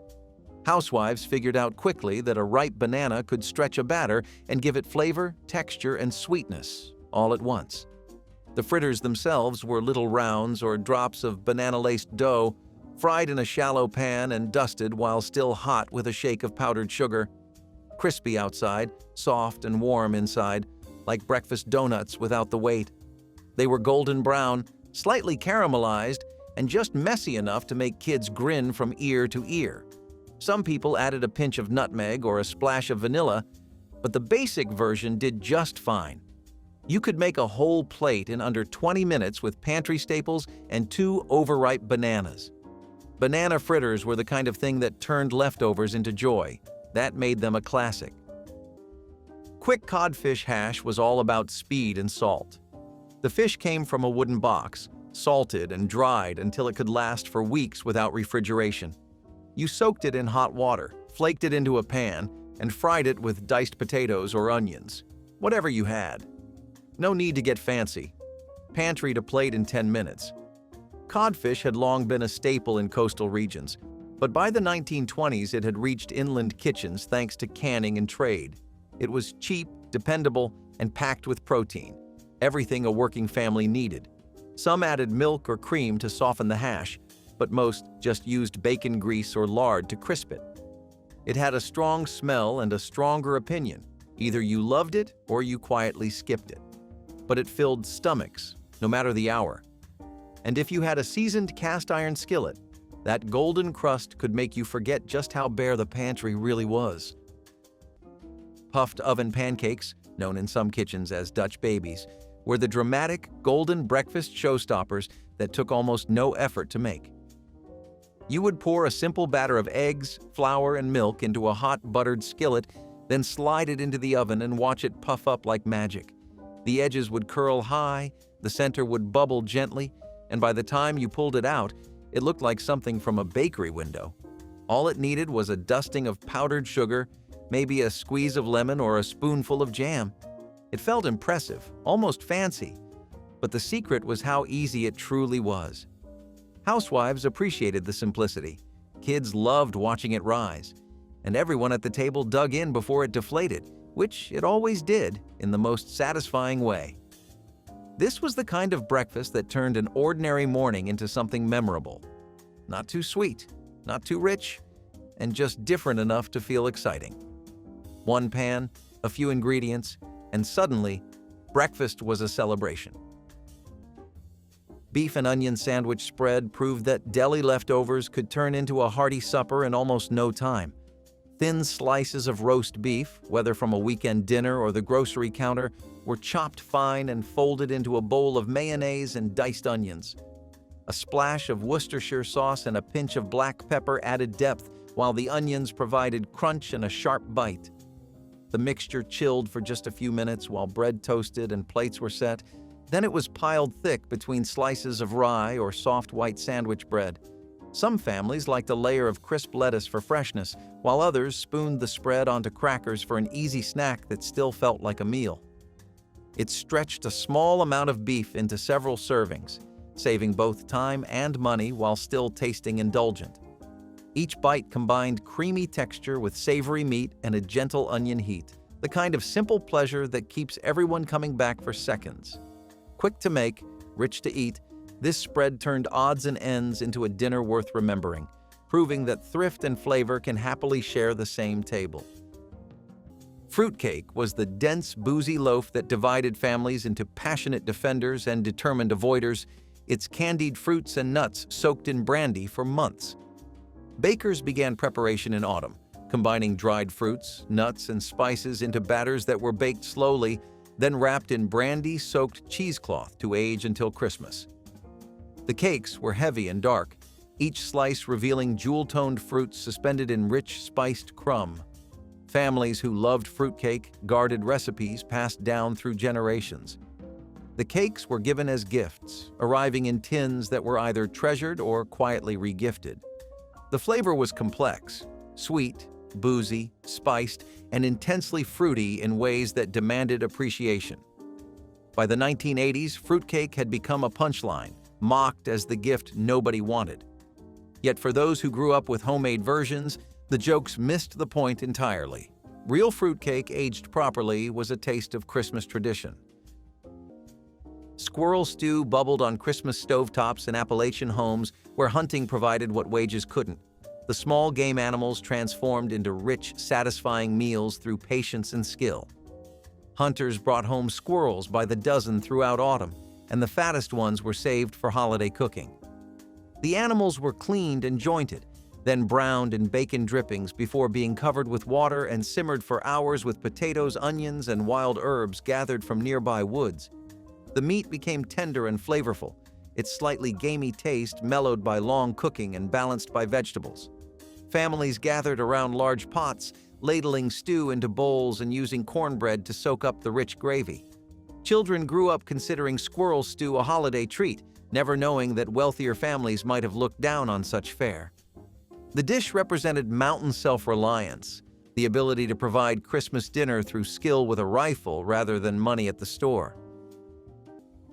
Christmas goose was once the centerpiece of holiday tables before turkey claimed that position, offering darker meat and richer flavor that many families preferred. Preparing a goose required skill few modern cooks possess.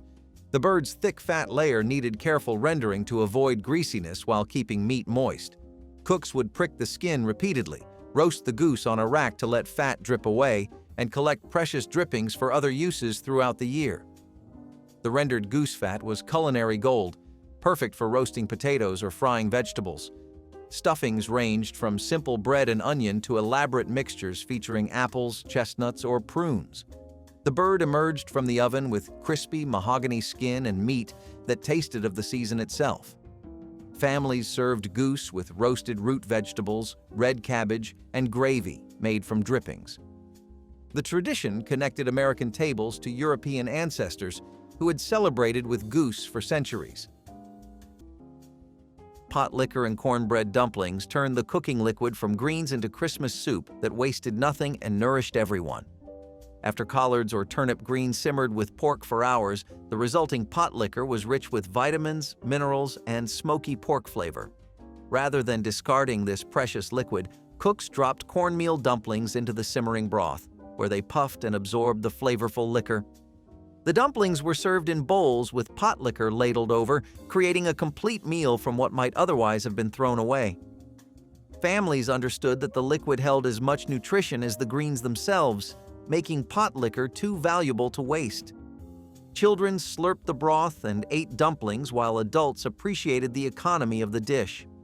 Pot liquor and dumplings represented the waste-nothing philosophy that kept poor families fed.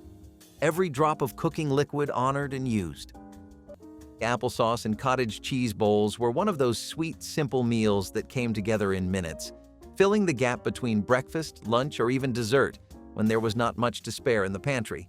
You would scoop a generous helping of cottage cheese into a bowl, Spoon cool applesauce over the top, and maybe add a little cinnamon if you had some lying around. That was all there was to it. It sounds plain now, but back when groceries were scarce and money had to stretch, this quick little bowl was a lifesaver. It was light, cool, sweet, and packed with enough protein to hold you over during busy days. In the 1960s, families leaned on easy meals like this to keep things running, especially when both time and ingredients were in short supply. You would find this simple recipe scribbled in old cookbooks, shared between neighbors, or tucked into handwritten kitchen notes passed down through the years. Some folks dressed it up with fruit or nuts if they had them, but most kept it practical and affordable. It might be forgotten today, but applesauce and cottage cheese bowls kept plenty of households fed, happy, and full with little more than 2 everyday staples. Quick ham salad on saltines was the fast fix lunch that made diced ham, mayo, and a little pickle relish stretch way further than you would think. You chopped leftover ham, mixed it with mayonnaise and relish, and spooned it onto a stack of crackers. That was lunch, done in minutes and surprisingly filling. Old cookbooks loved this recipe for being cheap, easy, and portable, which is why it kept popping up in school lunch guides and picnic sections. You could dress it up with celery or onions, but most families kept it simple with just ham, mayo, and a little crunch. It might not look like much, but it worked when you needed protein, salt, and something satisfying without standing over a stove. The saltines soaked up just enough moisture, the ham salad added creaminess, and together it passed for lunch, even when the fridge was running low. Fish stick. Po' Boy brought a taste of the Gulf Coast to busy kitchens using only what sat in the freezer. Packaged fish sticks baked or pan-fried until their coating turned golden and crunchy, while soft sandwich rolls warmed in the oven. Tartar sauce was stirred together with chopped pickles, a squeeze of lemon, and a little mustard, filling the kitchen with a tangy scent. Shredded lettuce and thin tomato slices waited on the counter, ready to add freshness and color. As soon as the fish sticks finished, they were stacked inside the rolls, drizzled with the cool sauce, and topped with the crisp vegetables. The contrast of hot, flaky fish and chilled toppings tasted like a seaside lunch, even on a weeknight far from the water. In less than 15 minutes, a handful of inexpensive ingredients became a meal that felt special, making families forget how quickly it came together. Every crunchy bite delivered the carefree feeling of a coastal vacation without leaving the house, a reminder that a freezer staple can still capture the spirit of a faraway kitchen when imagination and hunger meet. Stuffed celery with pimento cheese was color and comfort disguised as party food. Celery sticks, washed crisp and cut into neat lengths, became little boats for smooth orange filling made from grated cheese, pimentos, and a dash of paprika. The joy of cooking placed it in the 10-minute appetizers section, right beside olives and deviled eggs, calling it cheerful and quick. On the plate, it looked like sunshine and freshness, bright green, vivid red, and gold. It was served at church teas, bridge clubs, and holiday dinners, balancing crunchy and creamy in each bite. No one needed a knife or fork. It was food meant to be picked up, tasted, and enjoyed in passing conversation. The pimento cheese gave a southern warmth to an otherwise northern snack, turning simplicity into a small moment of pride. For many, it was the first dish a child learned to make for guests. Every family had its own version. Some added mayonnaise, others mustard, but all agreed on one truth. It vanished fast. Stuffed celery with pimento cheese was joy in its purest form, proof that color could feed the spirit as much as the stomach. Apples and raisins cooked in oatmeal were the quiet heroes of 1950s breakfasts, reliable, hearty, and far from boring once you got it right. Plain oatmeal was never going to cut it for very long, especially in families where breakfast had to do the work of 2 meals. That is where fruit came in. Diced apples and handfuls of raisins simmered with the oats, sweetening them naturally and softening just enough to melt into every bite. The apples gave it texture, the raisins gave it chew, and together they turned porridge into something you actually looked forward to. Housewives liked that it used up fruit that was past its prime, and kids liked that it was sweet enough without needing sugar on top. It was warm, filling, and forgiving. You could tweak it every day and never get bored. Some families added a pat of butter, a splash of cream, or a shake of cinnamon. Others used leftover baked apples from dessert the night before. It was a dish that felt humble but well thought out. It was also cheap, easy to prepare, and kept everyone full long enough to push lunch back a little. That alone made it a morning favorite. Potted cheese spread was what you made when the cheese drawer looked empty. You took whatever bits you had left, cheddar, Swiss, or even something soft, and mashed them up with butter until smooth. Then you added seasonings, mustard, paprika, maybe a little onion if you were bold. The result was a creamy, tangy spread you could use on crackers, toast, or sandwiches. It took 5 minutes to mix and even less to appreciate. This was poor man's pâté, and it was surprisingly common in 1920s households that valued resourcefulness. You might see it in tea rooms, served alongside olives and celery sticks, or in lunch boxes, spread between slices of dark rye. Nothing went to waste, especially not cheese, which cost too much to throw out. This dish could be made in big batches and kept chilled for several days. It was humble, yes, but it had flavor. And most importantly, it stretched a little cheese into something that felt like much more. That was the whole point of potted cheese, to remind you that smart cooking could be just as satisfying as rich cooking. Mincemeat pie carried centuries of tradition into American Christmas celebrations, though few modern cooks would recognize what originally filled those flaky crusts. The authentic filling combined chopped beef or venison with sweet, apples, dried fruits, brown sugar, and a generous pour of brandy, a preservation method dating back to medieval England. The meat broke down during long cooking, melding with fruits and spices until the filling became something entirely new. Families would prepare mincemeat in autumn, storing it in crocks where it aged and developed complexity. By Christmas, the mixture had transformed into a rich filling balancing sweet, savory, and boozy notes. The pies were baked in shallow tins, their crusts crimped with care, and sometimes decorated with pastry cutouts. Each household had their own recipe, some heavier on meat, others emphasizing fruit, but all sharing that distinctive spiced warmth. Mincemeat pies were served at every holiday gathering, their unusual flavor a mark of the season. Fried mush appeared on Christmas morning tables when the budget allowed nothing fancier. The humble cornmeal transformed through a 2-day process into something crispy and satisfying. The day before, cornmeal was cooked into thick porridge, then poured into loaf pans and chilled until firm enough to slice. Christmas morning, the slices were fried in bacon fat or lard until golden and crispy on both sides, then served with molasses, syrup, or whatever sweetener the pantry held. The contrast between crispy exterior and creamy interior made each bite interesting, and the corn flavor was comforting and familiar. Fried mush required almost no expense. Cornmeal was the cheapest grain, and the cooking fat came from previous meals. The dish represented the ingenuity of poor cooks who knew that texture and technique could elevate even the most basic ingredients into something worth serving on Christmas morning. Creamed onions were the pearly white side dish that appeared in silver serving bowls at Christmas dinners across America, their mild sweetness balanced by rich bechamel.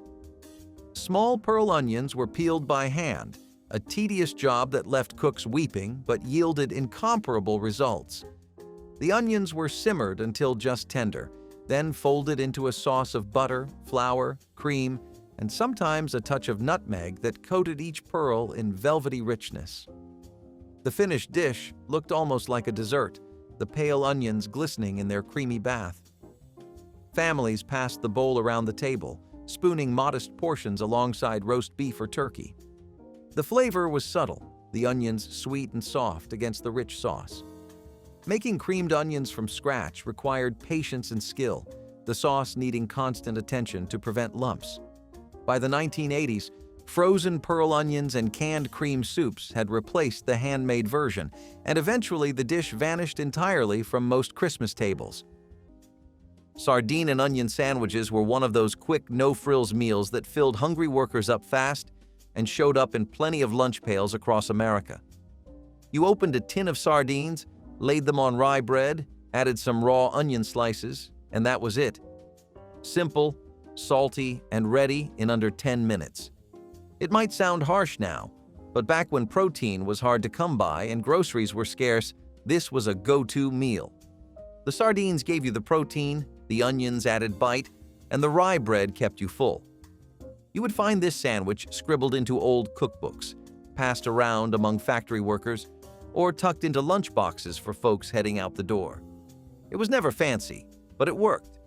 Today, most people have forgotten how handy meals like this were, but back then, sardine and onion sandwiches helped plenty of families stretch what little they had and stay full through long, hard days. Poached eggs on buttered rice were the definition of doing more with less. Leftover rice from the night before? Perfect. Crack a fresh egg and poach it gently until the whites were barely set, the yolk still runny. Place it over a small mound of reheated rice that had been stirred with a bit of butter, salt, and sometimes chopped parsley if the garden allowed. What you had was a soft, savory dish that filled your belly without emptying your fridge. In the 1950s, rice was becoming more common in American kitchens, thanks in part to wartime rationing, which had introduced families to global staples they might not have tried otherwise. This dish borrowed from that new familiarity, combining simple ingredients into something almost elegant. The egg yolk would soak into the rice, turning each bite into something rich and satisfying. It was also a favorite for older folks, those with tender stomachs, or families watching every penny. You did not need toast when you had this. It was warmth in a bowl. The asparagus and egg salad was one of those elegant-sounding dishes that was really just smart use of canned food. You drained canned asparagus spears, chopped them into bite-sized pieces, and mixed them with sliced boiled eggs and a tangy dressing. Sometimes it was just vinegar and oil, sometimes mustard and herbs. But it was always fast, cool, and surprisingly filling. This dish became popular not just for its taste, but because it looked fresh and green even in the dead of winter. Canned asparagus gave a touch of luxury to households that could not afford fresh greens often. The eggs added protein and weight, turning the salad into a complete meal in 10 minutes or less. It was often served on a bed of lettuce or with crackers on the side, and it became a go-to for ladies' luncheons and quick Sunday suppers. Like many 1920s recipes, it made the most of pantry goods and added just enough flair to make you feel like you were eating something special, even if it came straight from a can. Divinity candy was Christmas magic made visible, those snow-white puffs of sweetness appearing on holiday platters alongside fudge and pralines. Making Divinity required perfect conditions, low humidity, patience, and ability to judge exactly when hot sugar syrup reached the right temperature. Cooks would boil sugar, corn syrup, and water while beating egg whites until stiff, then slowly pour screaming hot syrup into the whites while continuing to beat. The mixture transformed gradually, going from glossy and thin to thick and matte, finally holding shape when dropped from a spoon. Pecans or walnuts studded each piece, adding crunch to the melt-in-your-mouth texture. On humid days, Divinity refused to set, causing heartbreak for cooks who had invested an hour of arm-aching work. When it succeeded, Divinity was ethereal, sweet, light, and impossibly tender. Church ladies brought platters to Christmas bazaars.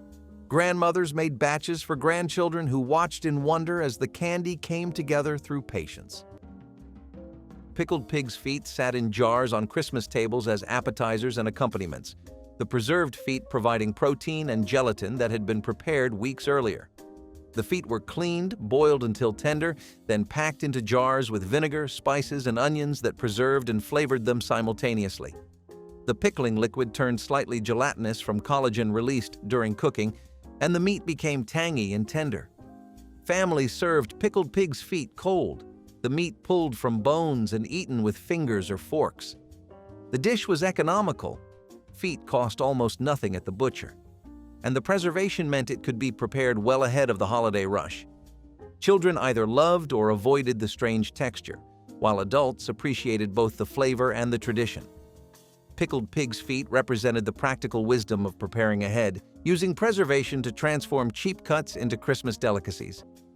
Creamed peas on toast turned a bag of frozen peas and a little flour into a fast dinner that warmed the evening.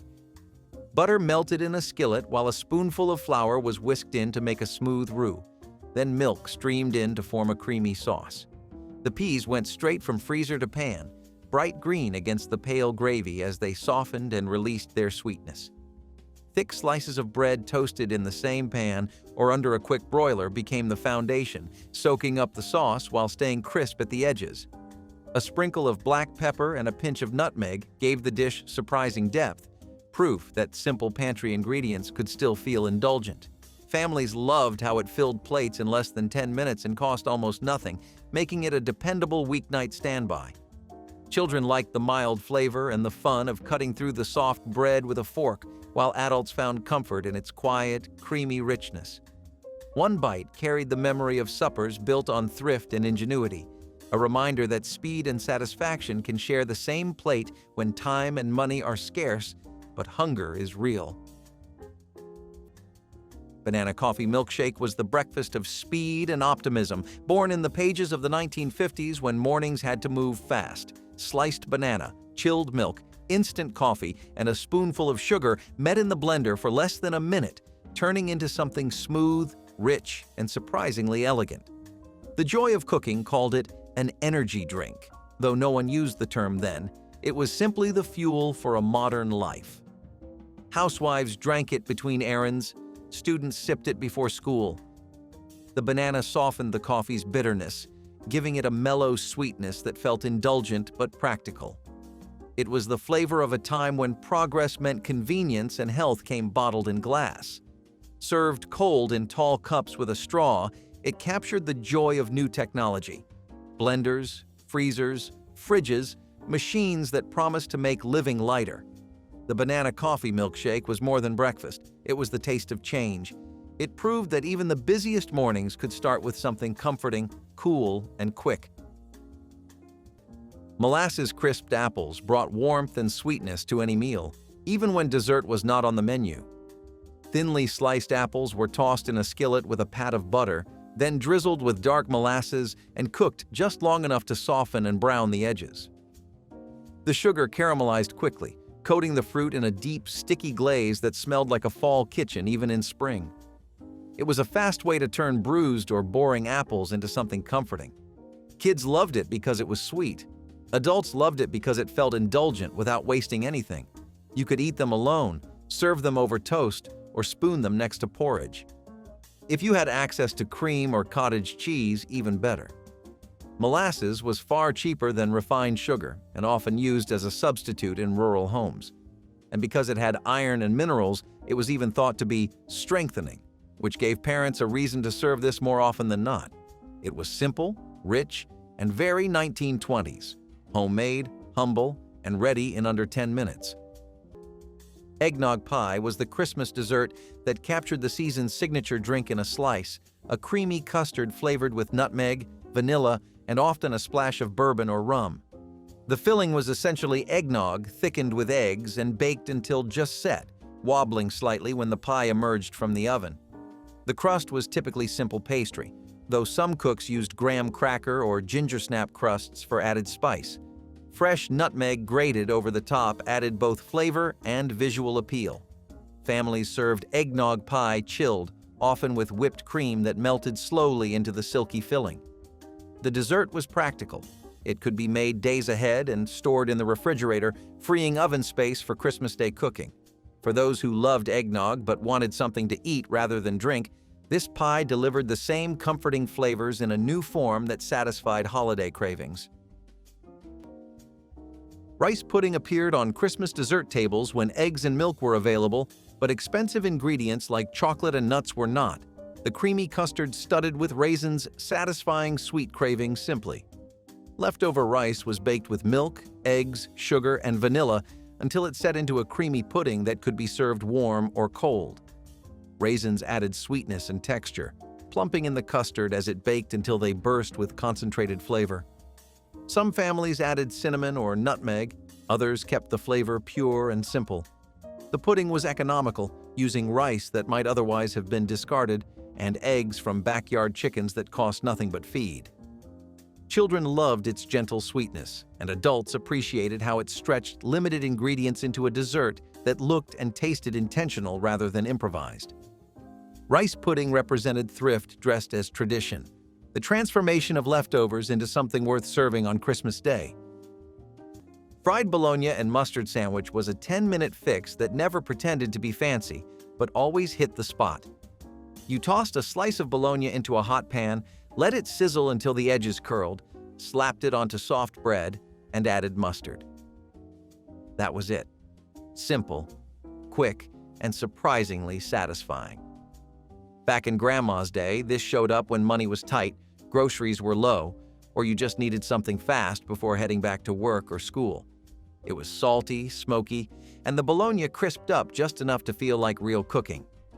Kids loved it, adults leaned on it, and every household had their own little spin on the recipe. Some added cheese, some toasted the bread, but most kept it plain and practical. You would not find this in glossy magazines, but you would find it tucked in those old handwritten cookbooks, passed down from one generation to the next. Another quick forgotten gem from a time when meals had to be fast, filling, and affordable. Cabbage and sausage fry-up offered big flavor and a full stomach with almost no preparation. Pre-cooked sausage slices hit the skillet first, releasing fat and spice that would season everything to come. Thin shreds of green cabbage followed, sizzling as they met the hot pan and softening into tender ribbons that soaked up the sausage drippings. A splash of vinegar or a pinch of red pepper flakes brightened the dish, while a quick toss brought everything together in less than 10 minutes. The combination of smoky meat and sweet cabbage made each bite taste richer than its humble ingredients suggested. Served alone or with a slice of bread, it filled plates and satisfied appetites without straining the grocery budget. Working families valued the ease, but they also loved the hearty, old-world flavor that reminded them of meals once cooked slowly, now captured in minutes. Which quick vintage recipe will save your busy weeknights? Share your favorite fast family meals in the comments, hit that like button, and subscribe so you never miss another timeless trick from the kitchens of the past.